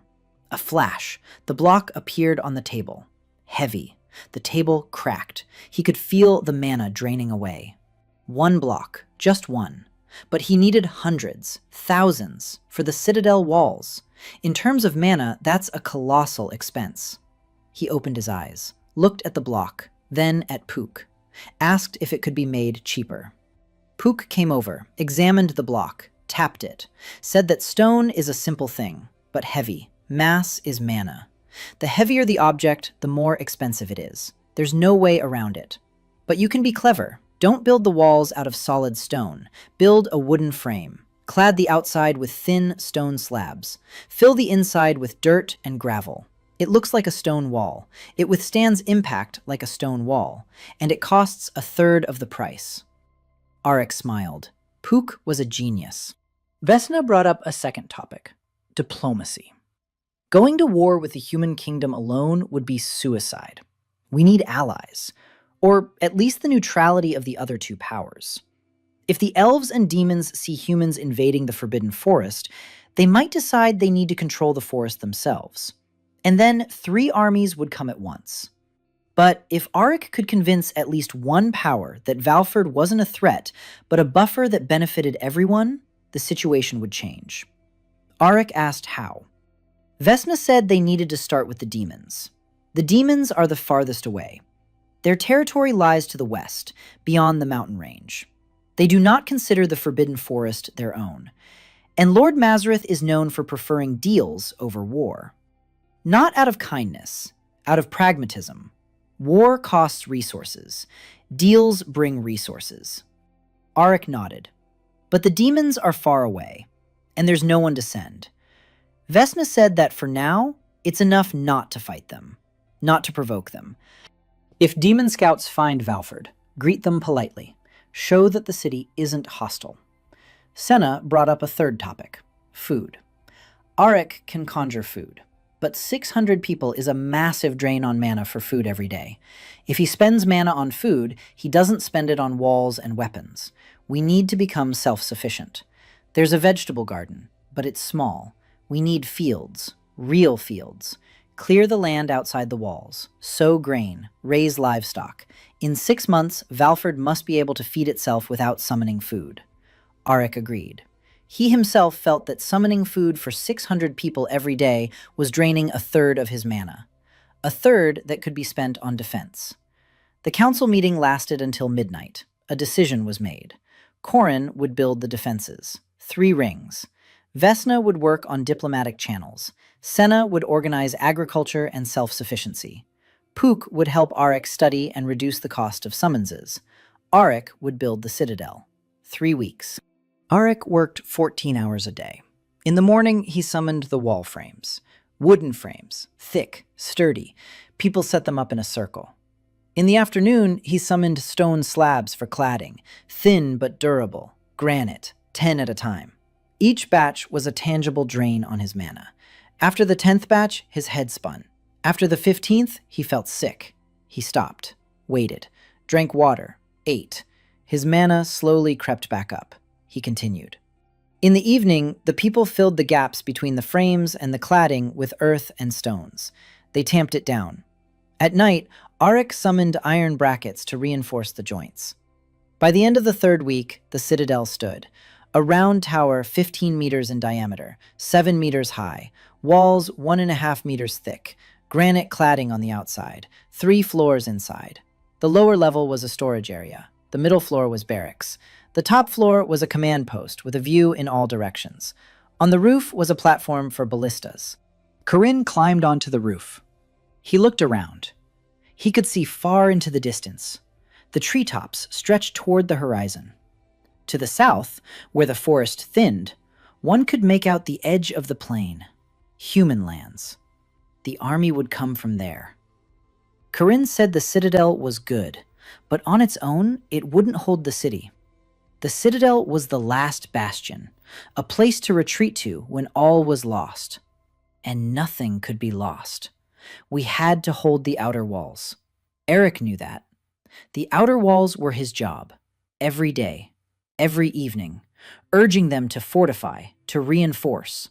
He stood on the citadel's roof, 600 men below, houses, streets, the square, a smithy with smoke rising, vegetable gardens beyond the wall, children running between the houses. Somewhere a hammer was striking. Somewhere wood was being sawed. A city. A real city. His city. No, their city. That evening, a demon appeared at the gates of Valford. One. Small. Human-sized. Reddish skin. Short horns curving backward. Yellow eyes. A thin tail with a tuft at the end. Clad in a black cloak. Unarmed. The guards raised their crossbows. The demon raised his hands. In human speech, with a slight accent, he said he was a messenger, that Lord Mazareth had heard of the city and forest and had sent him to take a look. Arik stepped out onto the wall. He looked down. The messenger stood calmly. His hands were raised. His tail twitched. He was nervous. Arik recalled Vesna's words. Greet demons politely. Show that the city is not hostile. He ordered the crossbows to be lowered, to open the gates, to let the messenger in. Corin stood beside him, hand on his sword, but not threateningly, just in case. The messenger entered. He looked around. He looked at the walls, at the houses, at the people, at the ballista on the citadel, at Pook, who was sitting on a barrel and chewing an apple. The messenger's gaze lingered on Pook, then on Arik. He asked, in his accented human speech, why a goblin lived here. Arik said that anyone who comes without hostility lives here, of any race, of any origin. The envoy was silent. Then he said that Lord Mazareth would be interested to hear this. Arik showed him around the city. He showed him the walls, the smithy, the infirmary, the vegetable gardens. He didn't show him the inside of the citadel, nor did he show him Pook's workshop with the beacon. The envoy watched. He memorized. He didn't touch anything. In the evening, Arik fed him a summoned dinner. The messenger ate neatly. Then he asked how the food had appeared out of nothing. Arik said that was his class. The messenger said that Lord Mazareth would definitely want to speak in person. In the morning, the messenger left, polite, quiet. He vanished into the forest to the west. Vesna approached Arik. She said that this was both good and bad. Good because Mazareth wouldn't attack without negotiations. Bad because now 2 of the 3 powers knew about Valford. The elves would be next to find out. And the elves' reaction is unpredictable. Arik looked west, where the messenger had gone, then south from where the human army would come, then north, where the forest empire lay beyond hundreds of kilometers of forest. 3 sides, 3 threats, 1 city, 600 people. Him and 1 ability, to summon anything except peace. King Aldis's army appeared on the 210th day. 10,000 soldiers, 20 siege engines, 3,000 cavalry, a supply train a kilometer long. Arik stood on the citadel's roof and looked south. The trees at the edge of the forest had been felled. A clearing 100 paces wide had been cut through. A column was marching along it. Banners, thousands of banners, a golden lion on a blue field, and 1 banner at the very front, white with a golden crown, the royal one. Corin stood beside him. His face was stony. He said this wasn't a punitive expedition, it was a siege army, at full strength. The king had brought his best. Heavy cavalry, frontline infantry, siege engineers, trebuchets. This meant Aldis had no intention of negotiating. He intends to raze Valford to the ground and forget that anything was ever here. Vesna stood on the other side, pale. She said that among the banners there was one Corin couldn't see, a magical corps, battle mages, at least 15. She could sense their auras, powerful, fire, lightning, Wind. Against 15 battle mages, her illusions and barriers won't last long. Auric nodded. 10,000 against his 800. Over 2 months of preparation, the population has grown even more. But of the 800, barely 250 are fighters. The rest are women, children, the elderly, and artisans. 250 fighters against 10,000. Hopeless, on paper. But paper doesn't know about the moat, about the 3 rings of walls, about the traps, about the multi-shot crossbows with endless bolts, about the ballistas on every tower, about the citadel with its 5-foot walls, about Eric, who can summon anything needed for defense from the air at any moment. Aldis's army set up camp 500 paces from the outer ring of traps. Tents stood in rows. Fires were lit. Smoke rose in columns. The smell of roasted meat reached the walls. 10,000 men were having dinner before they tore the small town apart. The next morning, a horseman rode forward. Not a messenger, the king himself. Aldis was a large man of 50, broad shoulders, a gray beard closely cropped. His armor was gilded, but not decorative, battle-hardened, with dents and scratches. This king had fought in battle himself. Beside him were 6 knights of his personal guard. Behind them, a standard-bearer. They stopped before the moat. Aldis looked at the wall, at the ballistas, at the figures on the parapet. Some were real, some were Vesna's illusions. The king couldn't have known that. He saw a wall bristling with weapons and men. Aldis shouted. His voice was deep and powerful.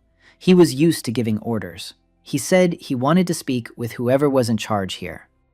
Auric came down. He stepped outside the gate. He stood on his side of the moat, across 3 meters of empty space with stakes at the bottom, face to face with the king. Aldis looked at him, a skinny guy, 19 years old, plain clothes, no armor, no weapon in his hands. He looks calm. Aldis asked who he was. Auric gave his name. Aldis asked where he was from. Auric said, from the village of Bramhall, on the edge of human lands. Aldis frowned. He asked if he was a knight or a lord. Auric said he was an orphan with no rank, a man the village had cast into the Forbidden Forest to die for someone else's crop failure. Aldis was silent for a few seconds. Then he said that didn't change anything, that a city within the Forbidden Forest violated the unspoken pact between the 3 powers, that the forest must remain a buffer, that if humans settled in the forest, the elves and demons would view it as expansion and strike. Not at Valford, at the kingdom of men. Eric listened. The argument was logical. Aldis wasn't stupid. He wasn't seeking revenge. He wasn't punishing anyone. He was protecting his realm from political repercussions. Eric replied. He said that Valford wasn't a human settlement. Humans and goblins lived here, and perhaps tomorrow demons or elves would arrive. Valford didn't belong to any of the 3 powers. It is a 4th party, independent. And if Aldis wants to prove to the elves and demons that humans are not expanding into the forest, then the best way is to recognize Valford as independent. A separate territory, not human, not elven, not demonic. A 4th. Aldis smirked, a harsh, cold smirk. He said it was too early for a boy with 800 ruffians to talk about independence on equal footing with a power that had 200,000 swords. Auric said that the boy had walls that Varen's squadron hadn't breached, and that the boy had something no king in Valgrand possessed. Aldis asked what. Auric raised his hand. He summoned a chair, an ordinary wooden chair, in the middle of the field, out of thin air. He set it on the ground, sat down, looked up at Aldis. Then he summoned a second chair, placed it on the other side of the moat. He said that if your majesty wished to continue the conversation, he was welcome to sit down. Aldis looked at the chairs, at the air from which they had appeared, at the young man's hands. The 6 knights behind him exchanged glances. Aldis did not sit down. He turned his horse around, rode back to camp. Auric remained sitting on the chair, alone, in the middle of the field, before an army of 10,000. Corin watched from the wall. He said quietly that Auric was either a madman or a genius, and that he hadn't decided yet. The assault began 3 hours later. Aldous didn't wait. The trebuchets lined up in a row, 8 of them, huge wooden structures with counterweights. The first volley arced through the air. Stones the size of barrels flew toward the walls. Impact. The walls shook. The stone facing cracked. The second stone struck to the right. The third flew over the wall and crashed into the roof of a house. The house collapsed. People screamed. Senna led the children into the citadel's cellars. Arik stood on the wall. He looked at the trebuchets, 8 of them, 400 paces away, out of range of the crossbows, out of range of the ballistae. They would methodically smash the walls with stones, and then the infantry would march over the rubble, a classic siege. Arik closed his eyes. He thought. He couldn't reach the trebuchets, but he could repair the walls faster than they were breaking them. A stone struck the wall, a crack. Arik summoned a stone slab. He pressed it against the crack, filled the gap. The wall was whole again. Another strike. Another crack. Another slab. Another whole wall. It had become a duel. 8 trebuchets were breaking down the wall. Erik was repairing it alone, stone by stone, slab by slab. Mana was flowing, fast, too fast. Stone slabs were expensive. 20 minutes, 30, 40.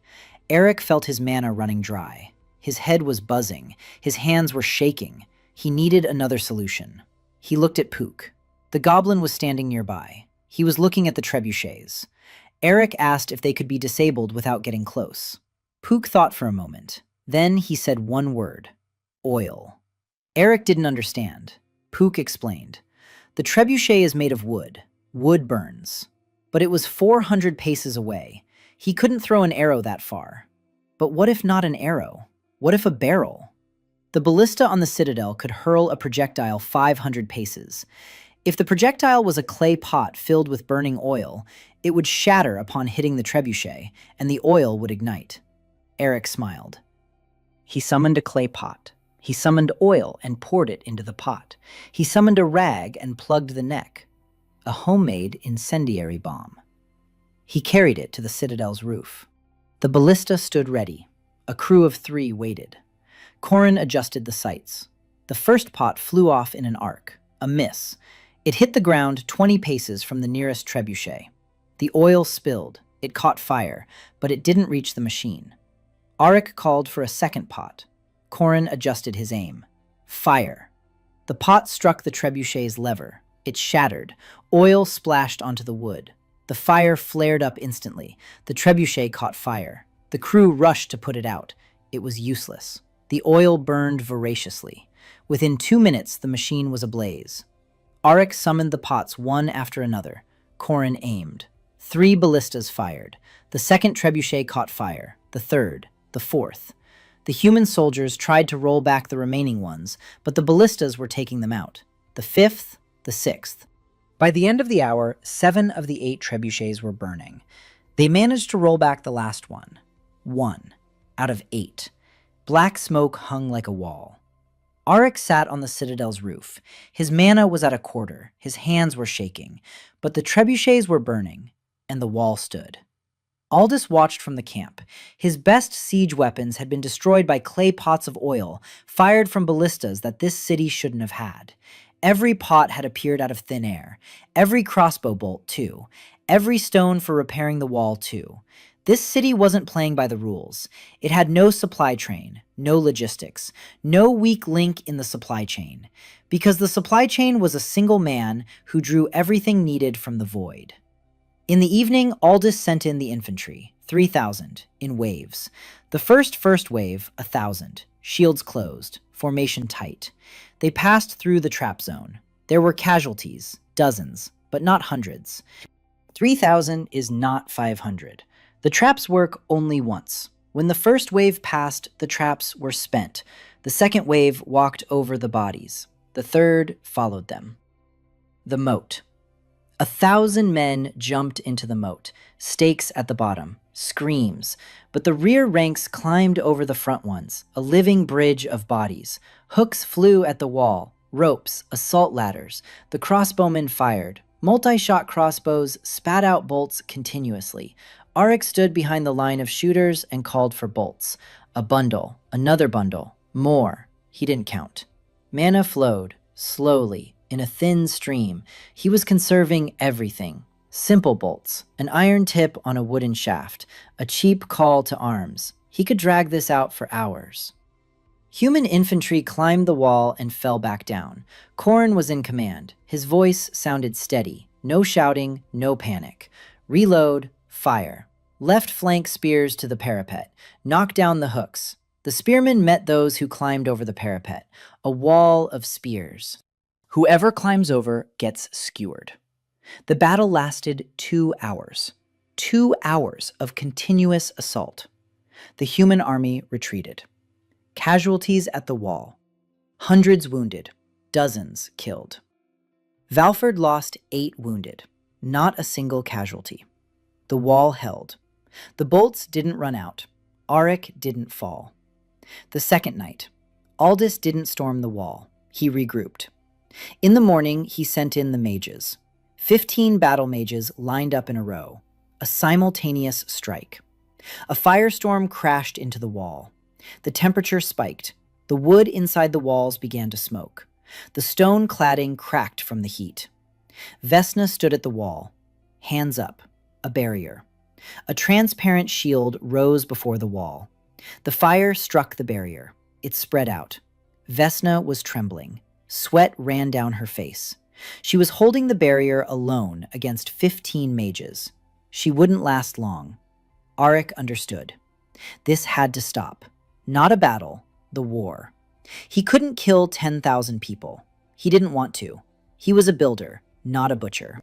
But he could make continuing the siege pointless. Arik closed his eyes. He gathered all his remaining mana, all of it, down to the last drop, and he summoned.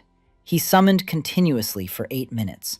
A wall, a new wall, not a repair of the old one, a new one, rising from the ground in front of the old wall. A wooden frame, stone-facing, double the thickness, 6 meters high, with towers every 30 paces, with battlements, with platforms for ballistas. The wall grew out of nothing before the eyes of the 10,000-strong army, block by block, section by section, as if invisible builders were working with 1,000 hands. Aldous' soldiers watched and recoiled. The mages ceased fire. They stood with their mouths agape. The wall had grown, closed into a ring, stood tall, new, whole, formidable. A double wall 6 meters high, in 1 minute, 8 minutes. Arik collapsed, mana 0, consciousness fading. The last thing he saw was Corrin's face as he caught him, and he heard silence. Absolute silence.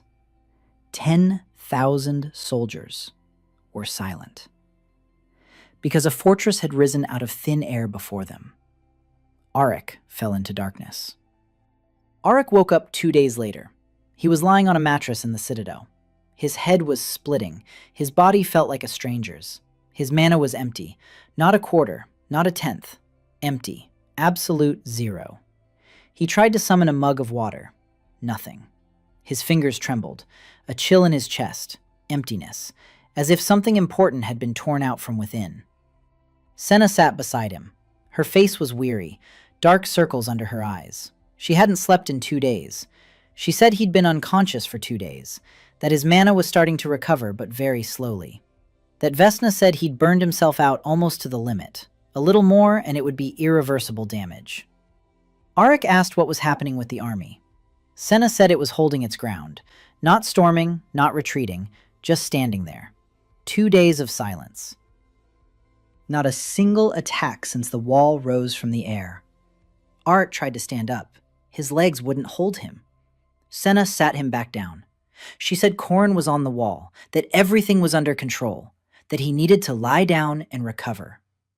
Arik lay there. He hated every second of it. He was a builder. His place was on the wall. His hands were meant to summon. Yet here he lay like a log, unable to conjure even a mug of water. That was his vulnerability. The very one he'd known about from day one. Mana overexertion, fainting, helplessness. If Aldous had attacked during those 2 days, Valford wouldn't have had an endless supply.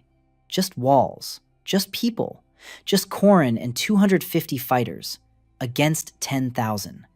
But Aldous didn't attack. Corin came in the evening, sat down next to him, said that Aldous' army was behaving strangely, not building new siege engines, not preparing assault ladders, not digging tunnels. The soldiers are sitting in camp, burning bonfires, waiting. What they're waiting for is unclear. Maybe an order. Maybe something else. Corin said that, in his experience, this is how an army behaves when its commander is in doubt. Aldous saw a wall grow out of thin air in a matter of minutes. He is a pragmatist. He reasons. If a boy can grow a wall out of nothing, what else is he capable of? If the wall is broken, he will grow a new one. And again. And again. How many casualties would it take a city with endless walls and endless arrows? Aldous doesn't know that Auric is unconscious right now. Aldous doesn't know that the mana is empty. Aldous sees the fortress and doesn't know its limits. And the unknown is more frightening than any wall. The third day. The mana began to return, slowly, drop by drop. Auric felt it like warm water filling an empty vessel. By the evening of the third day, he could summon a mug of water, a trifle. But there is mana. The fourth day, he summoned bread. Day 5, he got to his feet. Staggering, he made his way to the wall.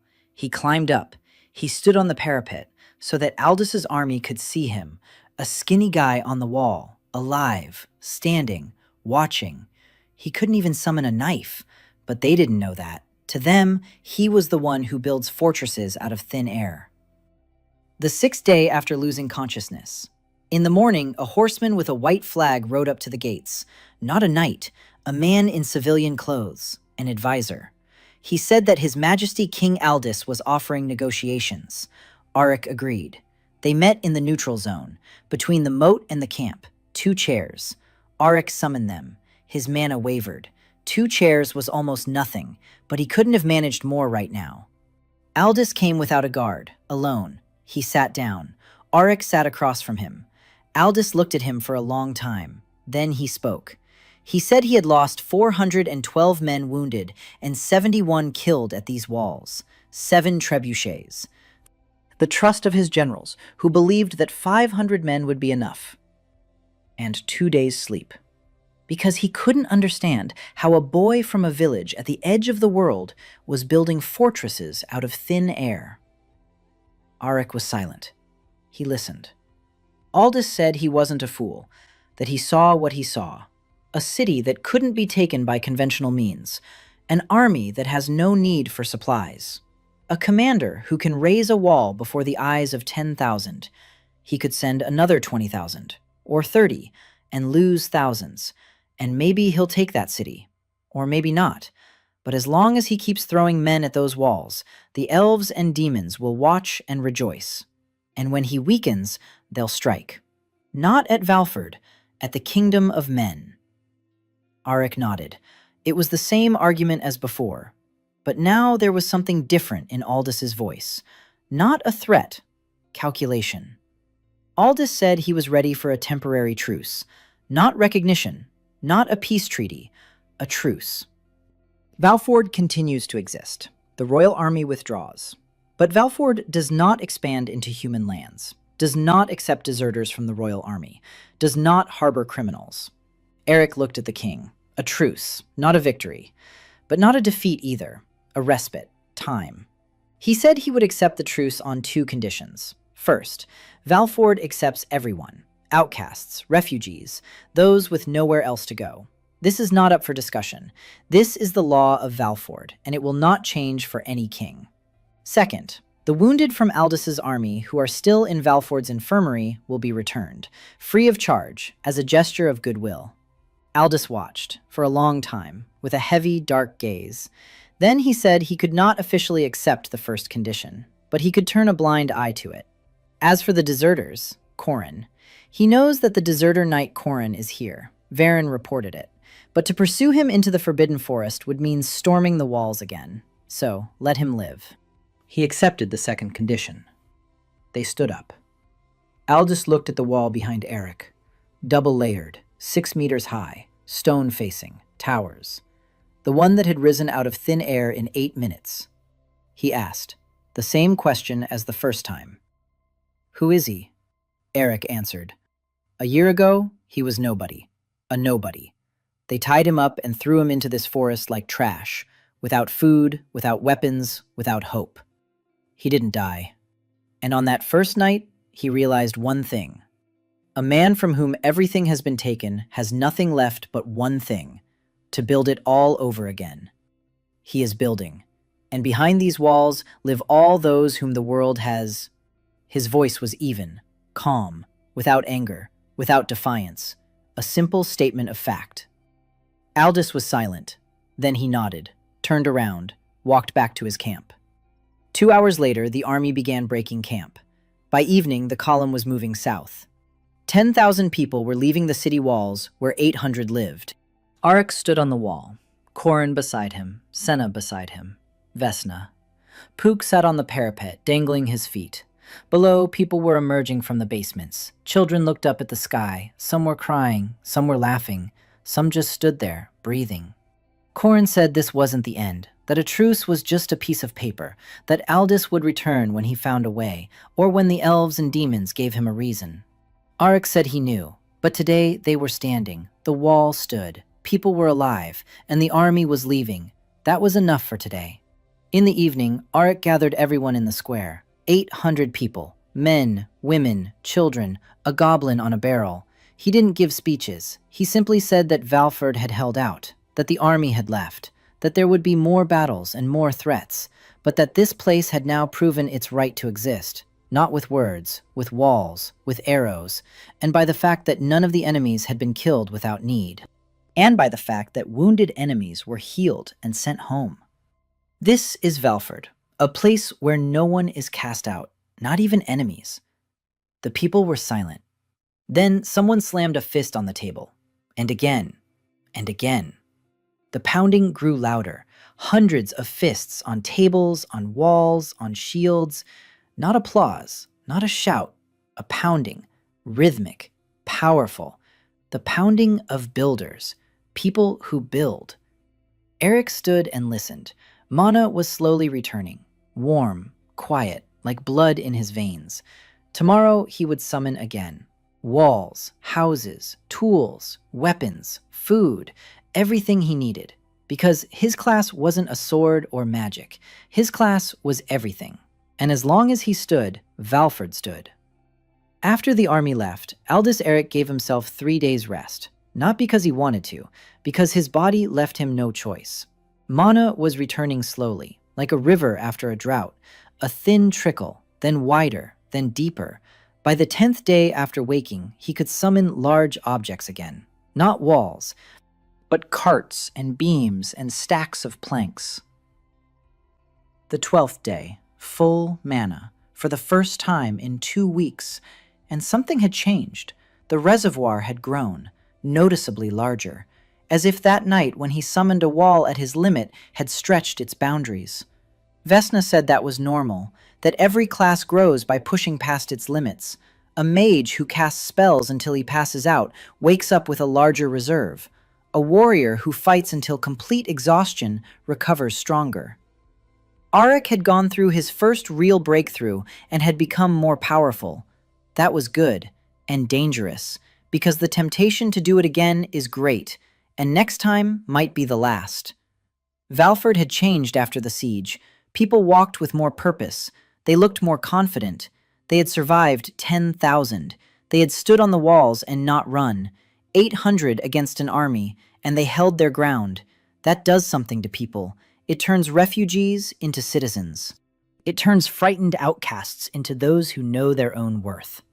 Arik saw it every day, and every day, new ones arrived. After the siege, the flow tripled. The news spread across the continent. A city in the Forbidden Forest that had repelled the royal army. A king who builds walls out of air. A place where they feed you and don't turn you away. A month after the siege, another 300 people arrived. The total population exceeded 1,000.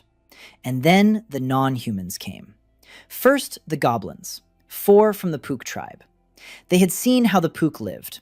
well-fed, clothed, with a workshop, with respect. They came and stood at the gate just as the Pook had once done. Skinny, wet, hungry. Auric let them in. Then a family of ogres arrived, 2 adults and 3 cubs. The ogres were enormous, 3 meters tall, as wide as wardrobes, but quiet, timid. They had been driven out of a mountain cave by other ogres. For what? Because their father refused to eat captives. Vegetarian ogres. The world is full of wonders. Eric conjured a home for them, a big one, with high ceilings, with a wide door. The ogres entered. They sat on the floor. The ogre mother hugged her cubs and wept quietly. Then an elf came, alone, young, about 70 years old, which for an elf meant a teenager. His name was Lirin. He had fled the Forest Empire because he didn't want to join the army, not out of cowardice, out of conviction. He considered war senseless, all 3 wars on the continent senseless.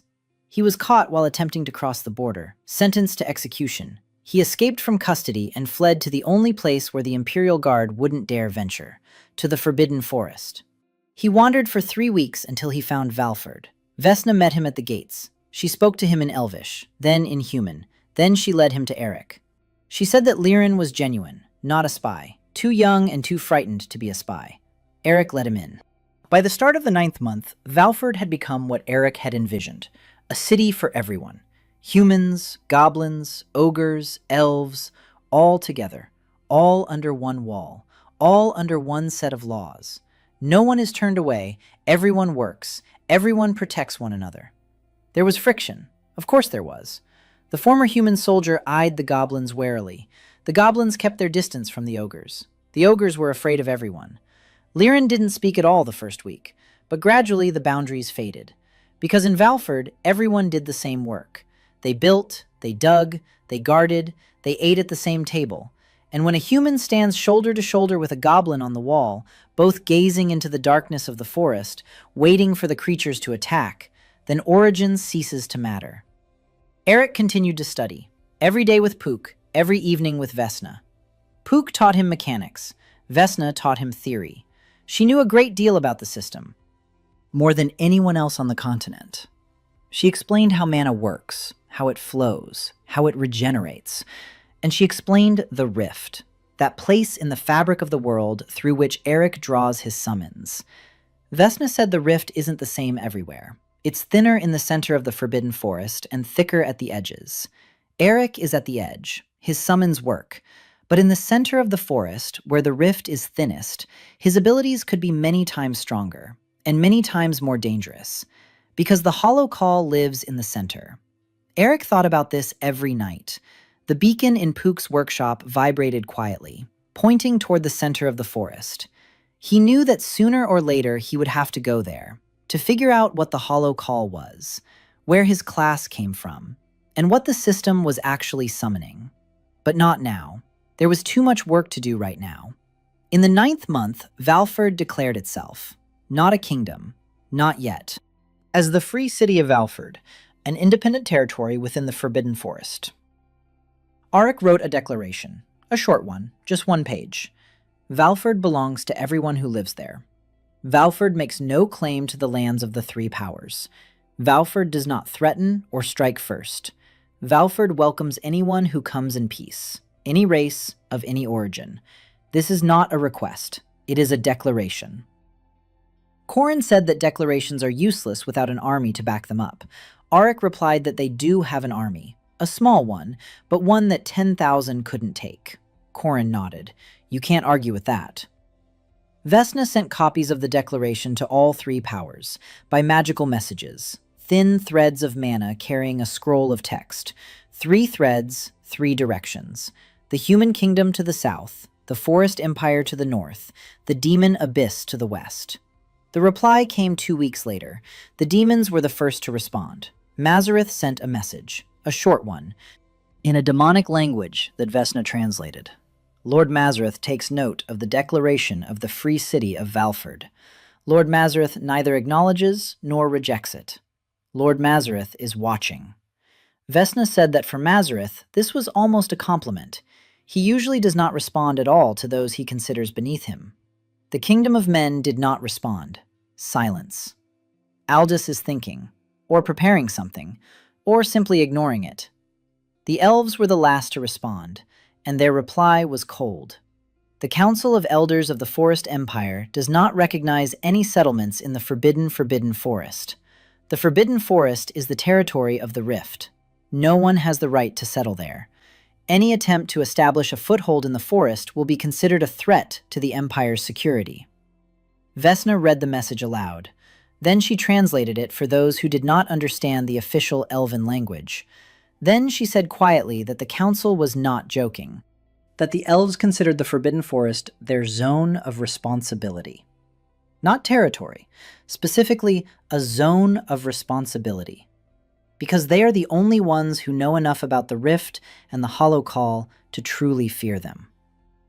Arik stood on the wall and looked north, where somewhere out there, beyond the endless forest, stood elven cities in the treetops.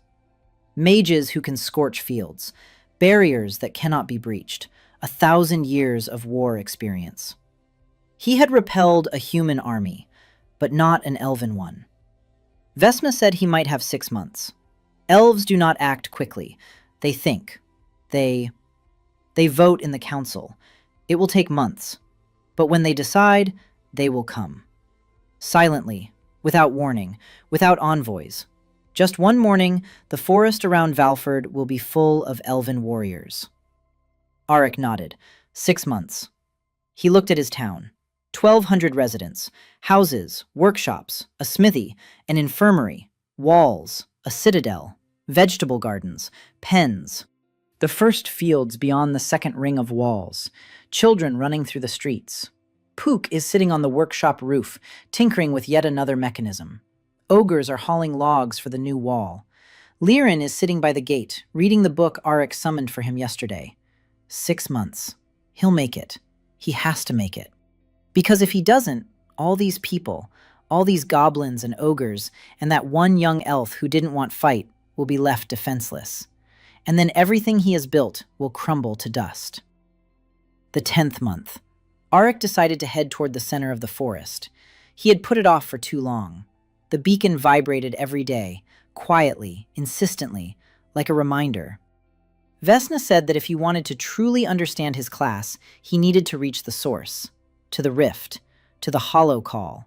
Otherwise, he would remain just a guy who pulls things out of the void without knowing where they come from or at what cost. Arik called a meeting. He said he was leaving for a week, maybe 2, deep into the forest, alone. Corin objected. He said it was madness. That deep in the forest lurked creatures even the Devourers avoided. That Arik was the only summoner, and if he died, Valford would be left without supplies, without walls, without weapons. Arik replied that that was exactly why he had to go, because he was the only one, and if he didn't fully understand his power, he might burn himself out completely in the next battle. And then Valford would definitely be left with nothing. Corin didn't agree, but he obeyed. Senna hugged Arik, tightly. She didn't say anything. She didn't need to. Vesna gave him a map, a rough one, pieced together from fragments of old elven texts. Beacons stood in a chain from the edge of the forest to the center. Each one pointed to the next. He had to go from beacon to beacon. Pook volunteered to go with him. Arik refused. Pook was needed in Valford. Without him, no one can repair mechanisms or build traps. Pook took offense. He sat in the corner of the workshop and didn't speak for half the day. Then he came over and silently slipped a small mechanism into Eric's hand. A folding knife with 3 blades and a bottle opener. He'd put it together himself, from scraps. Eric took the knife. He looked at Pook. The goblin looked up at him with his huge yellow eyes. Eric crouched down. He put his hand on the goblin's shoulder. He said he'd be back. Pook nodded. In the morning, Eric walked out through the gate. He had a backpack with water and food. The summoned ones. Pook's knife on his belt. Nothing else. Steel he could summon along the way. He headed north, deeper in. The forest changed with every kilometer. The trees grew thicker, older, their trunks covered in 3 layers of moss. Roots jutted out of the ground like the backs of sleeping beasts. Light barely penetrated. A greenish twilight. Silence. Not dead. Alive. The forest was breathing. Arik could feel it. Literally. The air was moving.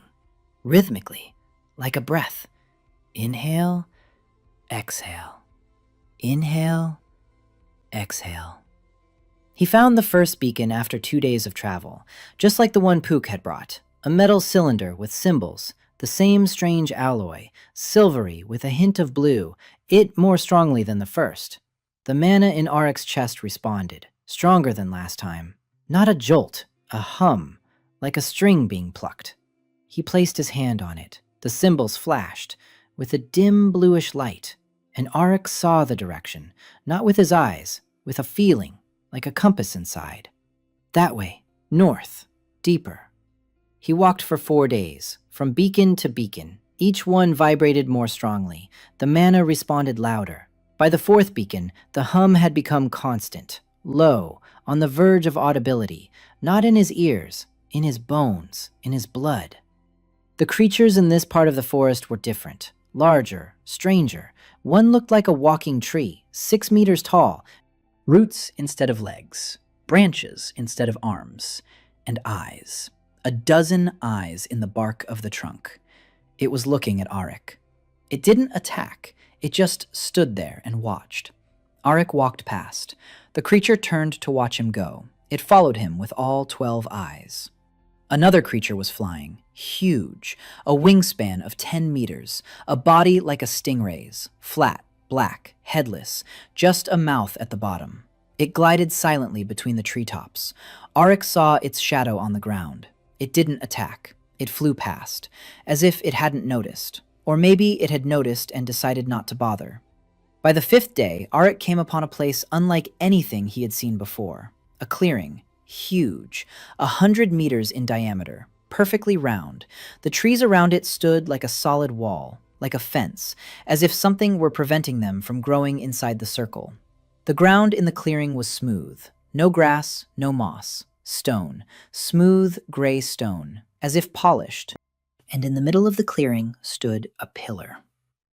A stone pillar. 3 meters tall, 1 meter wide, covered with the same symbols as the beacons. But here, there were thousands of symbols. They covered every centimeter of the surface, and they glowed, dimly, bluish, pulsing, like a heartbeat. Arik stepped onto the stone clearing, and the world changed. The mana inside him flared up. It didn't hum, it exploded. As if the reservoir he thought was full turned out to be a glass, and here he was shown an ocean. He fell to his knees. Not from pain, from the scale of it. He felt the rift. Here, right here. The boundary between worlds was as thin as a sheet of paper. On the other side, there was something. Not emptiness, not darkness. Space. Infinite, full of things. Billions upon billions of things. Hammers and swords and books and mechanisms and buildings and ships and things he didn't know the names of. Things from worlds he couldn't imagine. His catalog. His entire ability. It wasn't a collection of objects he had studied. It was a window into infinity. Everything he had ever summoned came from there. From beyond that boundary. From another world. A crust of bread from a stranger's table in an unfamiliar world. A knife from a forge on the other end of reality. Planks from a forest that doesn't exist in Valgrund. Every summoning is a hand reaching across the rift. And then he heard a voice. Not a voice, something more. A sensation of words, meaning without sound. The hollow call. It spoke. No, it didn't speak. It was. A presence. Ancient. Primordial. Older than the forest. Older than the mountains. Older than the 3 realms and the system and perhaps Valgrund itself. The hollow call was not a being, not a monster, not a god. It was the rift. The rift itself was alive, or something close to being alive. The place where worlds meet. the point of contact. It had always existed, and it waited. Waited for one who could use it consciously, not by chance, not chaotically like the monsters that fell through the rift from other worlds, but purposefully, with understanding, with will. The Summoner. A class that wasn't chosen by chance. A class the rift created for whoever proved worthy. A blank line at birth. Not the absence of a class. A seal. A sealed ability waiting to be awakened. Through a deadly trial. Through the moment when a person, on the brink of death, chooses to live. And breaks the seal. All the blank slates in Valgrun's history were like that. Potential summoners. But they all perished. They failed the trial, or never found themselves in a situation deadly enough for the seal to crack. Auric was the first in centuries to survive, who killed the Devourer with his bare hands, who was desperate enough and resilient enough. The hollow call made him understand this, without words, through images, through sensations, through a stream of knowledge that flowed like a river. And one more thing, the price. Summoning isn't free. Mana is Eric's payment, but there's a price on the other side. Every summoned object is something taken from another world. Bread vanished from a table, a knife missing from a workshop, a plank pulled from the wall of someone's house. Trifles. Trifles for now. But if Eric keeps summoning more and more, walls, fortresses, siege engines, entire cities, piece by piece, he will start pulling not trifles from other worlds, but chunks of reality. And that could harm those worlds. The rift showed him a world where a wall had vanished, a world where a bridge had collapsed because a support beam had been pulled from it. Small-scale destruction, random. Eric didn't choose what exactly he pulled. The system selected the nearest suitable object beyond the boundary, and it wasn't always an object that could be taken without consequences. Eric knelt on a stone clearing. Tears streamed down his face, not from pain, from understanding. His power comes at a price, not for him, for those he will never see, for the worlds beyond the rift. Every summoned object is someone's loss. The hollow call did not judge. It did not warn. It simply showed. The choice was Auric's. He could summon endlessly. The rift placed no limits. But every summoning was a decision. What to take, from whom, and whether it was worth it. Auric stood up. He wiped his face. He looked at the pillar, at the symbols, at the light. He asked aloud if it was possible to summon without taking, without stealing from other worlds. The answer came. It is possible, but it is more expensive. Much more expensive. If you do not pull a ready-made object from another world, but create it from the pure energy of the rift, then mana is consumed 10 times faster. A simple knife from another world costs a drop. A knife created from the energy of the rift costs a stream. A wall from another world costs a torrent. A wall made of energy costs a river. But in return, no one will suffer. No world will lose a piece of itself, Eric thought. A 10-fold price. That means his capabilities are reduced 10-fold. A wall he could summon in a minute would now take 10, and he wouldn't have enough mana for half of it. But it was a fair price, not stolen. His. He chose it. A pure summoning, without theft. More expensive, harder, but fair. He turned and walked back, to Valford, to his people, with new knowledge, and with a new limitation that would make everything 10 times harder. Eric returned 9 days later. Valford greeted him with silence, then with shouts, then with fists pounding on tables. He entered the gate and Pook rushed toward him, clung to his leg, wouldn't let go. Senna was standing by the well, watching. She didn't run, she just watched. Then she smiled. That was enough. Corin nodded from the wall, a silent greeting. Vesna waited in the citadel. Eric convened a council that very evening, 5 at the table. He told them everything, the rift, the hollow call, the truth about the summoning, theft from other worlds, and his decision. A pure summoning, a 10-fold price. Silence at the table.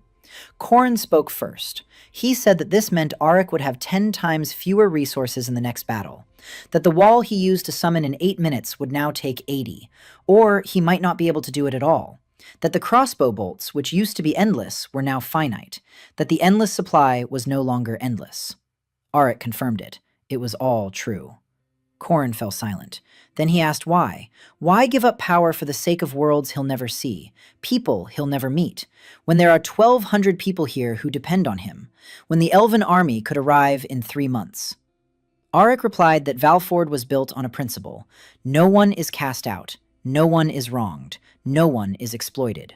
Stealing from other worlds to build your own is the same as taking from the weak to feed the strong.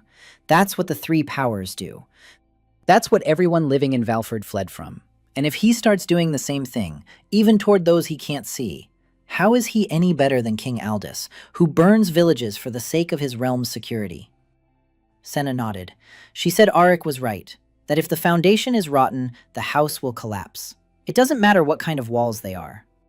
Vesna said that a 10-fold price is serious, but not fatal, because Auric has grown stronger.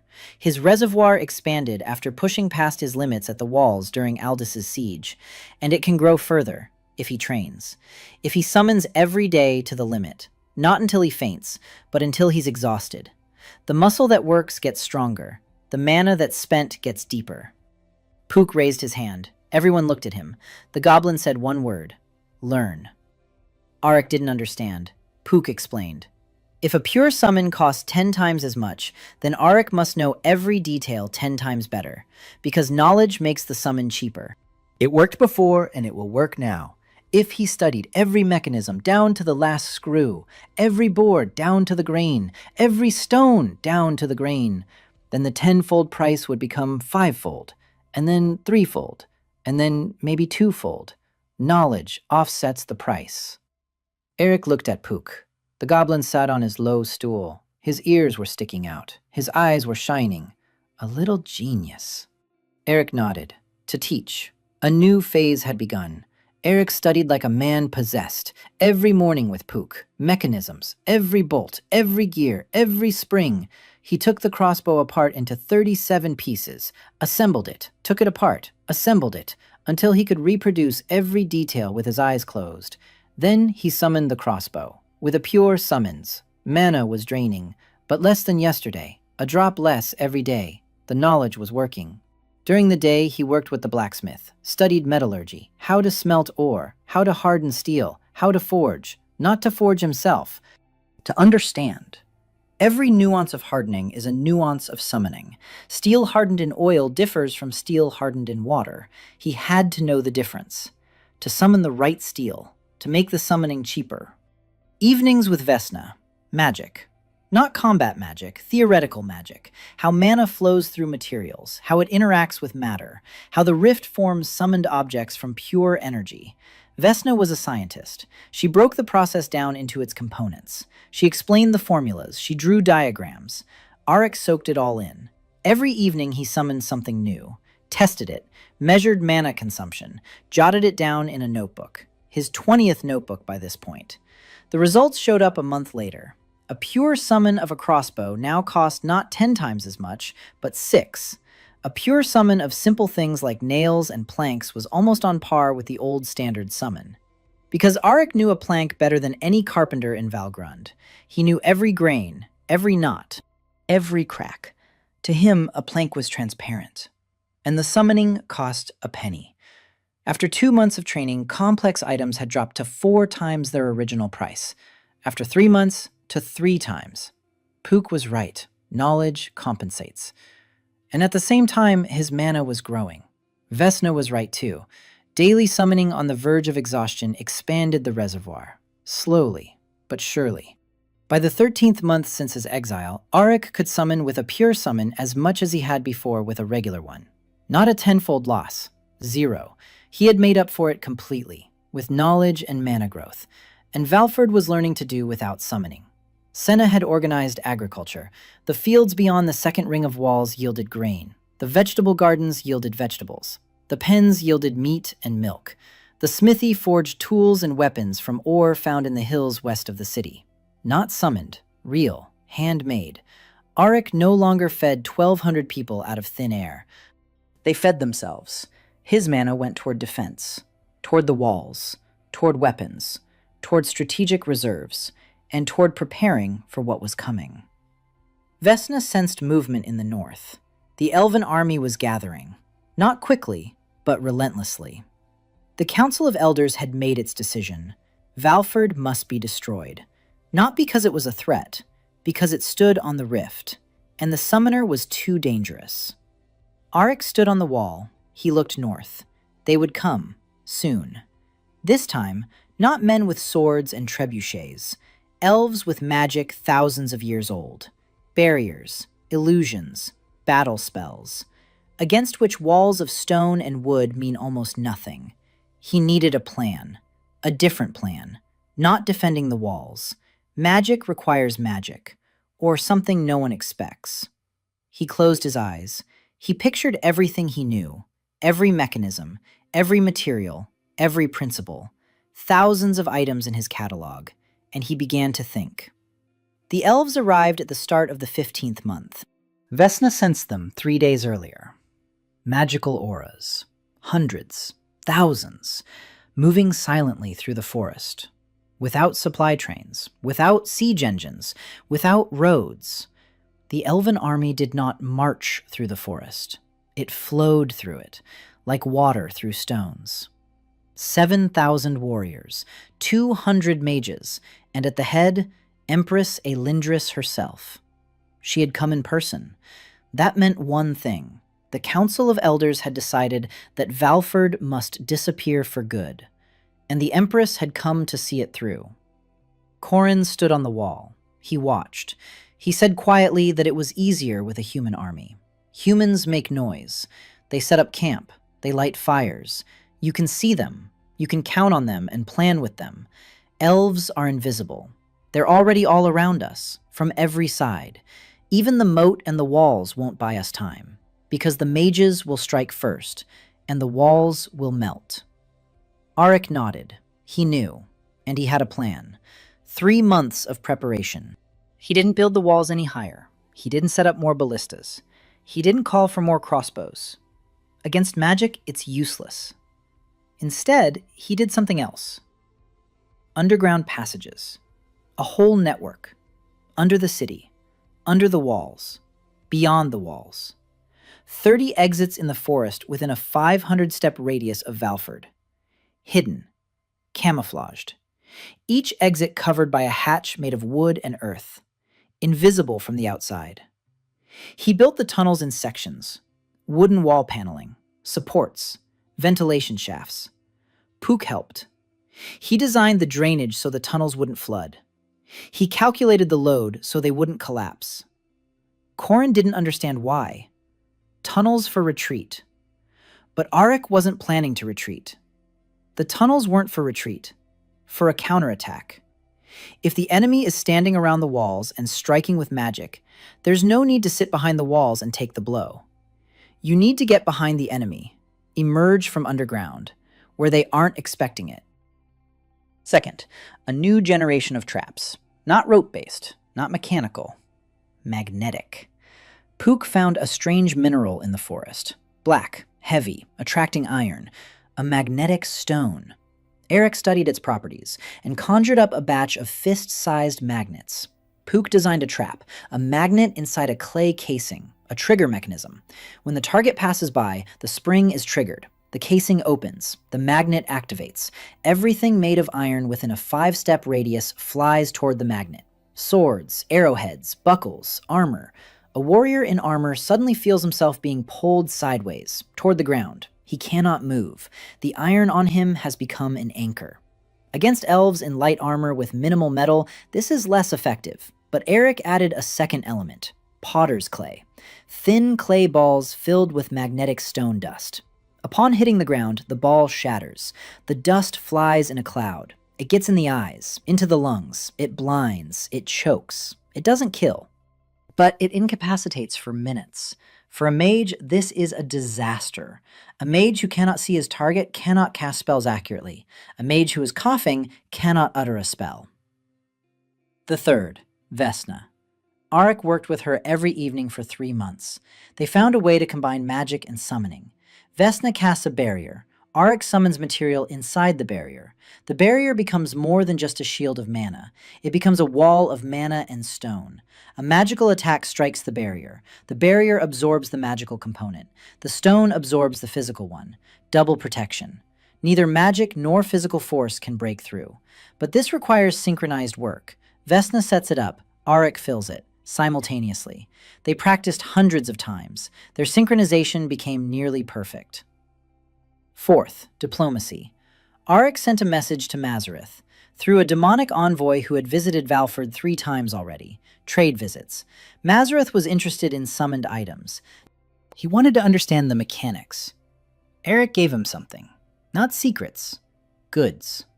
Summoned tools that did not exist on Valgrund. Complex mechanisms based on knowledge Eric had gained from the Rift. The demons received items they could not create themselves. Valford secured the demons' neutrality. Not an alliance. Neutrality. Mazareth will not intervene if the elves attack. But he won't help the elves either. That's half the victory. 1 army instead of 2. Aldous' message was different. Eric wrote plainly. The elves are marching on Valford. If they destroy the city, they will gain control of the Rift. Of the place where worlds meet. Elves with access to the Rift will become invincible. They will be able to pull things from other worlds. Weapons, materials, perhaps creatures. The human kingdom would face an enemy with endless resources. Valford was the buffer between them. Destroy the buffer, and you'd be left alone with the elves. Aldous was silent for 3 days. Then he sent a reply. 1 word. No. He won't help. Eric wasn't surprised. Aldous is a pragmatist. He won't risk his army for a city that repelled his siege 6 months ago. But he won't stab them in the back either. That's something. The 15th month, the 3rd day. The elven army closed the ring around Valford. 7,000 warriors, invisible among the trees. 200 mages ready to strike. And Empress Elindris on a white stag, surrounded by her personal guard. In the morning, the mages struck, without warning, without envoys. A wall of fire, 20 meters high, crashed onto Valford from the north. Simultaneously, from the south, a wave of icy spears. From the west, a windstorm tearing off roofs. From the east, an earthen rampart rising toward the walls. The 4 elements, all at once. 200 mages. Vesna screamed. She raised her hands. A barrier rose. Eric summoned stone within the barrier. Slab by slab, a barrier wall.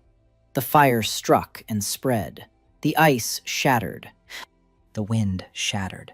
The earth pressed against the stone and stood firm. The first strike was repelled. But Vesna was shaking. 200 mages against 1 mage and 1 summoner. She wouldn't withstand a second volley. Auric activated the plan. He shouted to Corin. The tunnels. Corin gave the signal. 3 dozen fighters vanished from the surface. They dove into the ghouls. They ran through the tunnels. 30 exits in the forest. 30 hatches opened behind the elven army. 30 fighters with sacks of clay balls. They hurled the balls into the thick of the mages. The clay shattered. Dust from the magnetic stone flew in clouds. The elven mages coughed. They clutched their eyes. Spells were cut short. Fireballs flew into the sky instead of at the walls. Icy spears melted in midair. Chaos. Valford's fighters didn't fight. They hurled the balls and dived back into the tunnels. They vanished. The elven warriors rushed toward the tunnel exits, but the hatches slammed shut, camouflaged. Where to look? The ground was flat. The moss was untouched, as if no one had been there. The mage's second volley never came. Half were blinded. A quarter were coughing. The rest were disoriented. The commanders are shouting. The Empress's guard has closed ranks around her. Auric stood on the wall. He watched. The first phase worked, but this is only the beginning. The elves are regrouping. The mages will rinse their eyes and strike again, with triple the fury. He didn't need to win. You can't defeat 7,000 elves and 200 mages with 800 fighters. He needed to make them stop, to make continuing the attack unprofitable. He summoned a megaphone, a big one, a metal one. He stood on the wall and spoke, loudly, to the whole forest. He addressed Empress Elindris. He said he knew why she had come, not because of the city, because of the rift, because of the summoner at the rift. Because the Council of Elders fears that the summoner will gain access to infinite resources and become a threat to the balance of power on Valgrund. He said the Council was right about one thing: the rift is dangerous. But the Council was wrong about another. The rift cannot be controlled by destroying Valford. The rift existed before Valford, before the Three Realms, before the system. It will continue to exist afterward, and if Auric dies, the rift won't close. There simply won't be anyone to control it, and monsters will continue to come through the rift. And one day, something will come that the three powers cannot handle. He said he had made a choice, that he had switched to pure summoning, that he no longer steals things from other worlds, that his summoning now creates from the energy of the rift rather than stealing, and that he is the only one on Valgrund who can do this, the only one standing between the rift and chaos. Silence. The forest was silent. 7,000 elves listened. Then a voice, a woman's, clear, cold as a winter morning. Empress Elindris replied. She asked why she should believe a human boy sitting on the rift who claims to control it. Auric replied that he wasn't asking for belief, he was asking for verification. Let the Empress send her mages to the rift. Let them see for themselves. Let them study it. Let them confirm that a pure summons does not harm other worlds. He isn't closing the rift, he's inviting them to look. Because secrecy is what breeds fear, and Valford does not build on fear. Silence again, a long one, a minute, 2, 3. Then Elindris's voice, brief. She said she was withdrawing the army for a single day, to reflect. Not a truce, a pause. The army retreated 300 paces. It did not leave, it retreated. They stood in a circle in the forest, waiting. Auric climbed down from the wall. His legs were shaking. His hands were shaking. He sat down on the ground. Senna crouched down beside him. She held out a mug of water. He drank and spilled it because his hands couldn't hold it steady. Corin approached. He said that one day isn't a victory. Auric said he knew. But one day is one day, and on that day, something could happen that would change the situation. He turned out to be right. By evening, a demon envoy emerged at the gates of Valford, the very one, with horns and a tail. He brought a message from Mazareth, a short one. The Lord of Demons proposed a meeting, a 4-way meeting, humans, elves, demons, Valford, at a neutral table, to discuss the status of the Forbidden Forest and the Rift. Mazareth wasn't saving Valford. Mazareth was playing his own game. He wanted a seat at the table where the fate of the rift is decided. If Auric controls the rift, then Mazareth wants to know the terms. And for that, Auric needs to be alive. Auric read the message. Then he passed it to Vesna. Vesna read it. She looked at him. She said it was a chance, the only one. If the 4-way meeting takes place, Valford will automatically be recognized as a party, an equal, the 4th power. At the negotiating table, Eric nodded. He delivered Mazareth's message to Empress Elindris via a messenger and sent a copy to King Aldis. Night. The longest night in Valford's history. No one slept. Morning dawned gray. Fog lay over the forest like a blanket. Valford's walls glistened with moisture. Eric stood on the citadel's roof. He hadn't slept all night. He stared into the fog. Somewhere out there were 7,000 elves. Somewhere behind the forest, tens of thousands of human soldiers. Somewhere beyond the mountains, demonic hordes. And one city in the center. 1,500 people by this day. Humans, goblins, ogres, one elf. Everyone is waiting. Elindris's reply came first. A messenger stepped out to the wall. A young elf in silver armor. He said the Empress accepts the proposal for a 4-way meeting. on the condition that the meeting takes place on neutral territory, not in Valford, not in the Elven camp. On a stone clearing in the center of the forest, at the Rift Pillar. Arik agreed. Aldis's reply came a few hours later. A mounted messenger rode up from the south, wet, exhausted. He'd clearly been riding all night. The letter was short. Aldis would come. Not because he wanted to help Valford, because he couldn't let the other three parties decide the fate of the rift without him. Mazareth confirmed through his envoy. The meeting in 3 days. The stone glade, the center of the forest. Arik prepared. Not for battle, for a conversation. He spent 3 days with Vesna. She explained the protocol, how to speak to the Elven Empress, how to address the human king, how to behave with the demon lord. Arik listened. He memorized it. But he knew that when it came down to it, he would speak as he knew how. Simply, directly, like a guy from a village at the edge of the world. Because he didn't know how to pretend to be someone else, and he wasn't going to. On the 3rd day, they set out. Arik, Vesna, Corin, Senna, Pook. 5 of them. The entire Valford Council. No guards needed. If the 3 powers decided to kill them during the negotiations, no security would help. They walked through the forest for a day and a half, toward the center. Arik already knew the way. The beacons led them. The mana hummed louder with every step. A stone clearing opened up before them like an arena, round, 100 meters. The rift pillar in the center. The symbols pulsed with blue light. The elven delegation was already standing to the north. Empress Elindris, tall, slender, an ageless face, hair white down to the ground, eyes silver, cold. Beside her stood 4 elders and a dozen guards. Aldis rode up from the south, on horseback, in battle armor. 6 knights accompanied him. His face was grim, his eyes heavy. He looked at Arik, nodded, barely noticeably. Mazareth came from the west, and Arik saw the demon lord for the first time. He had expected a monster, huge, horned, terrifying. Mazareth was short, slightly taller than Arik, thin. His skin was dark burgundy. His horns were small, almost decorative. His eyes were black, completely, no whites. 2 black mirrors in which the world was reflected. He didn't look scary. He looked old, unimaginably old, like a stone that had survived 1,000 winters. He moved slowly, smoothly, every gesture economical. He was accompanied by 2 advisors and not a single guard. Why? He himself was more dangerous than any guard. The 4 sides stood at the 4 corners of the pillar. North, south, west, east.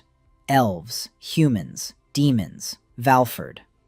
Elindris spoke first. Her voice was even, emotionless. She said that the Council of Elders considered the rift a threat to the existence of all 3 realms. That the monsters coming through the rift had been a problem for centuries. That the summoner at the rift made the problem 1,000 times worse. Because the summoner isn't just pulling monsters. He's pulling things, weapons, materials, entire walls. And if his power falls into the wrong hands, or if he loses control, the consequences will be catastrophic. Aldis spoke second, briefly. He said he agreed with the elves' assessment of the threat, but he disagreed with the method. Destroying Valford does not mean destroying the rift. The rift existed before Valford and will exist after. The question isn't whether to destroy it or not. The question is who controls it. Mazareth spoke last, quietly, his voice like the rustle of dry leaves. He said he remembered the times before the system, when the rift was open, when not monsters but entire armies from other worlds came through it. Chaos, war, thousands of dead. The system was created to close the rift, to seal it, to control it. The summoner class is neither a coincidence nor a gift. It is a safety valve. A release, a way to vent the pressure from the rift in a controlled manner. Without a summoner, the rift will accumulate energy, and one day it will burst, like a dam. And then something will pour into Valgrund that the 3 powers cannot defend against. Silence. Everyone was looking at Mazareth, even Elindris, even Aldis. Mazareth knew. He remembered. He was alive when the system was created. Arik stood and listened. A safety valve, The valve. His class is not a reward, not a punishment. It is a function, essential for the survival of all of Valgrund. Without him, the rift will burst. He looked at his hands, the hands of a builder, the hands of a repairman, hands that had spent a lifetime patching other people's roofs and fixing other people's fences. And now they were patching the rift between worlds. He spoke, quietly, calmly, without a megaphone. But on the stone clearing, the silence was such that every word could be heard. He said that a year and a half ago, he was a nobody. A nobody. They had tied him up and thrown into this forest like trash, without food, without weapons, without hope. He didn't die. He killed a monster with his bare hands. He gained a class, and he began to build. Not out of a thirst for power, not out of revenge, out of the only thing left to a man from whom everything had been taken, out of the need to create a place where no one would ever be cast out again. He said that Valford is not a threat. Valford is the answer. To a question the three powers had been unable to resolve for centuries. Who will guard the rift? Who will stand between the worlds and prevent chaos from breaking through? Not that the elves who have hidden from the rift behind barriers for centuries. Not the humans who knew nothing of it at all. Not the demons who remember the last breach and fear the next. But the city that stands right on top of it. A city of outcasts that welcomes everyone. That does not wage war to destroy. A city that heals the wounded enemies and releases prisoners. A city built from nothing by a single guy with a storekeeper's class. He said he doesn't ask for recognition out of mercy. He asks for recognition out of calculation. Valford controls the rift. Valford is a buffer between the three powers. Valford takes in those whom all three cast out. Outcasts, refugees, deserters, those who would otherwise become a problem for each of the three powers. Valford solves the problems of all three at once. This is not a threat. It is a service. And for this service, he asks for one thing. A seat at the table. A voice. A fourth chair. He fell silent. The pillar of the rift pulsed behind him. Blue light played across their faces. Elindris looked at him. Her silver eyes did not blink. Aldous watched. A heavy gaze. Appraising. Mazareth watched. Two black mirrors. Auric was reflected in them. A skinny guy, 19 years old. No, 20. He turned 20 2 months ago. He hadn't noticed. He'd had no time to notice. Elindris spoke first. She said she wanted to see the rift, in person. She wanted her mages to verify the claim of a pure summoning. If confirmed, she was ready to discuss it. Aldous said he wasn't a mage and didn't understand half of what was said, but he understood the logistics. A city that feeds itself and controls a strategic point is an asset, not a threat. If Valford guarantees neutrality and a buffer zone between the three powers, then the Kingdom of Men is ready to discuss recognition. Mazareth smirked, the first emotion on his face in all this time. He said that in a year and a half, the boy had done what the three powers couldn't do in 1,000 years. He'd forced them to sit down at the same table. The negotiations lasted 3 days, on stone clearing by the rift pillar. The elven mages inspected the rift. They confirmed it. A pure summoning does not harm other worlds. Auric demonstrated. He summoned a stone made of the rift's pure energy. The mages saw the flow. Pure. No threads leading to other worlds. No theft. Elindris nodded, satisfied. The four of them drafted the treaty. Vesna formulated it in 4 languages: human, elven, demonic, and in the language of Valford, which was essentially human, but Vesna insisted that the fourth power should have its own version. Valford's status? Free city. The fourth power, Valgrund, an independent territory in the Forbidden Forest, governed by a council of 5. Borders. The Forbidden Forest from edge to edge. No man's land that has become someone's. Valford's obligations. Control of the rift. Preventing a breach. Accepting refugees and outcasts from all 3 sides. Neutrality in wars between the three powers. Valford's rights. Trade with all three. Self-governance. Its own army to defend the rift. A vote at four-party meetings. Signed on the fourth day. 4 signatures.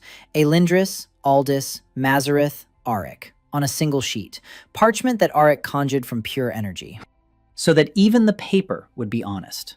The elven army went north. Quietly. Silently. Just as it had come. Aldis went south. As a farewell, he stopped at the gates of Valford. He looked at the walls, at the citadel, at the people on the parapet. He said that whenever he ever wanted to know how a skinny village boy had learned to speak that way, Auric replied that he hadn't learned, that he simply spoke the truth. The truth requires no learning. Aldis smiled. Not a harsh smile, almost a warm one. He left. Mazareth was the last to leave. He stopped in front of Auric, looked at him through his black mirrors. He said he'd seen many summoners in his life. Long ago. Very long ago. They all went mad with power. They all used the rift as a weapon. They all perished. Auric is the first to use it to build, not to destroy. That is either wisdom or folly. Time will tell. And he left. Auric returned to Valford.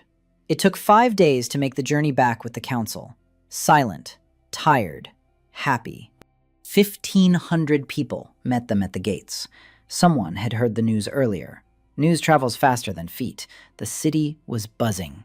People stood on the walls and on the rooftops and in the square. They watched the 5 of them. Auric, Senna, Corin, Vesna, Pook on Corin's shoulder because he was tired of walking. Auric entered the gates. He stopped in the square. He looked around, the houses he had built, the walls he had summoned, the smithy that was smoking, the infirmary, Pook's workshop, the vegetable gardens, the fields beyond the wall, the children running between the adults' legs, ogres standing in the back row, peering over heads, goblins sitting on the rooftops, Lirin standing by the wall, smiling. They had all come here because they had been cast out, like trash, like the unwanted, like the surplus, and they had found a place, their place. He didn't give speeches. He just said 3 words. We've been accepted. Fists pounding on tables, on walls, on shields, on everything within reach. A rumble. Low. Powerful. The pounding of builders. In the evening,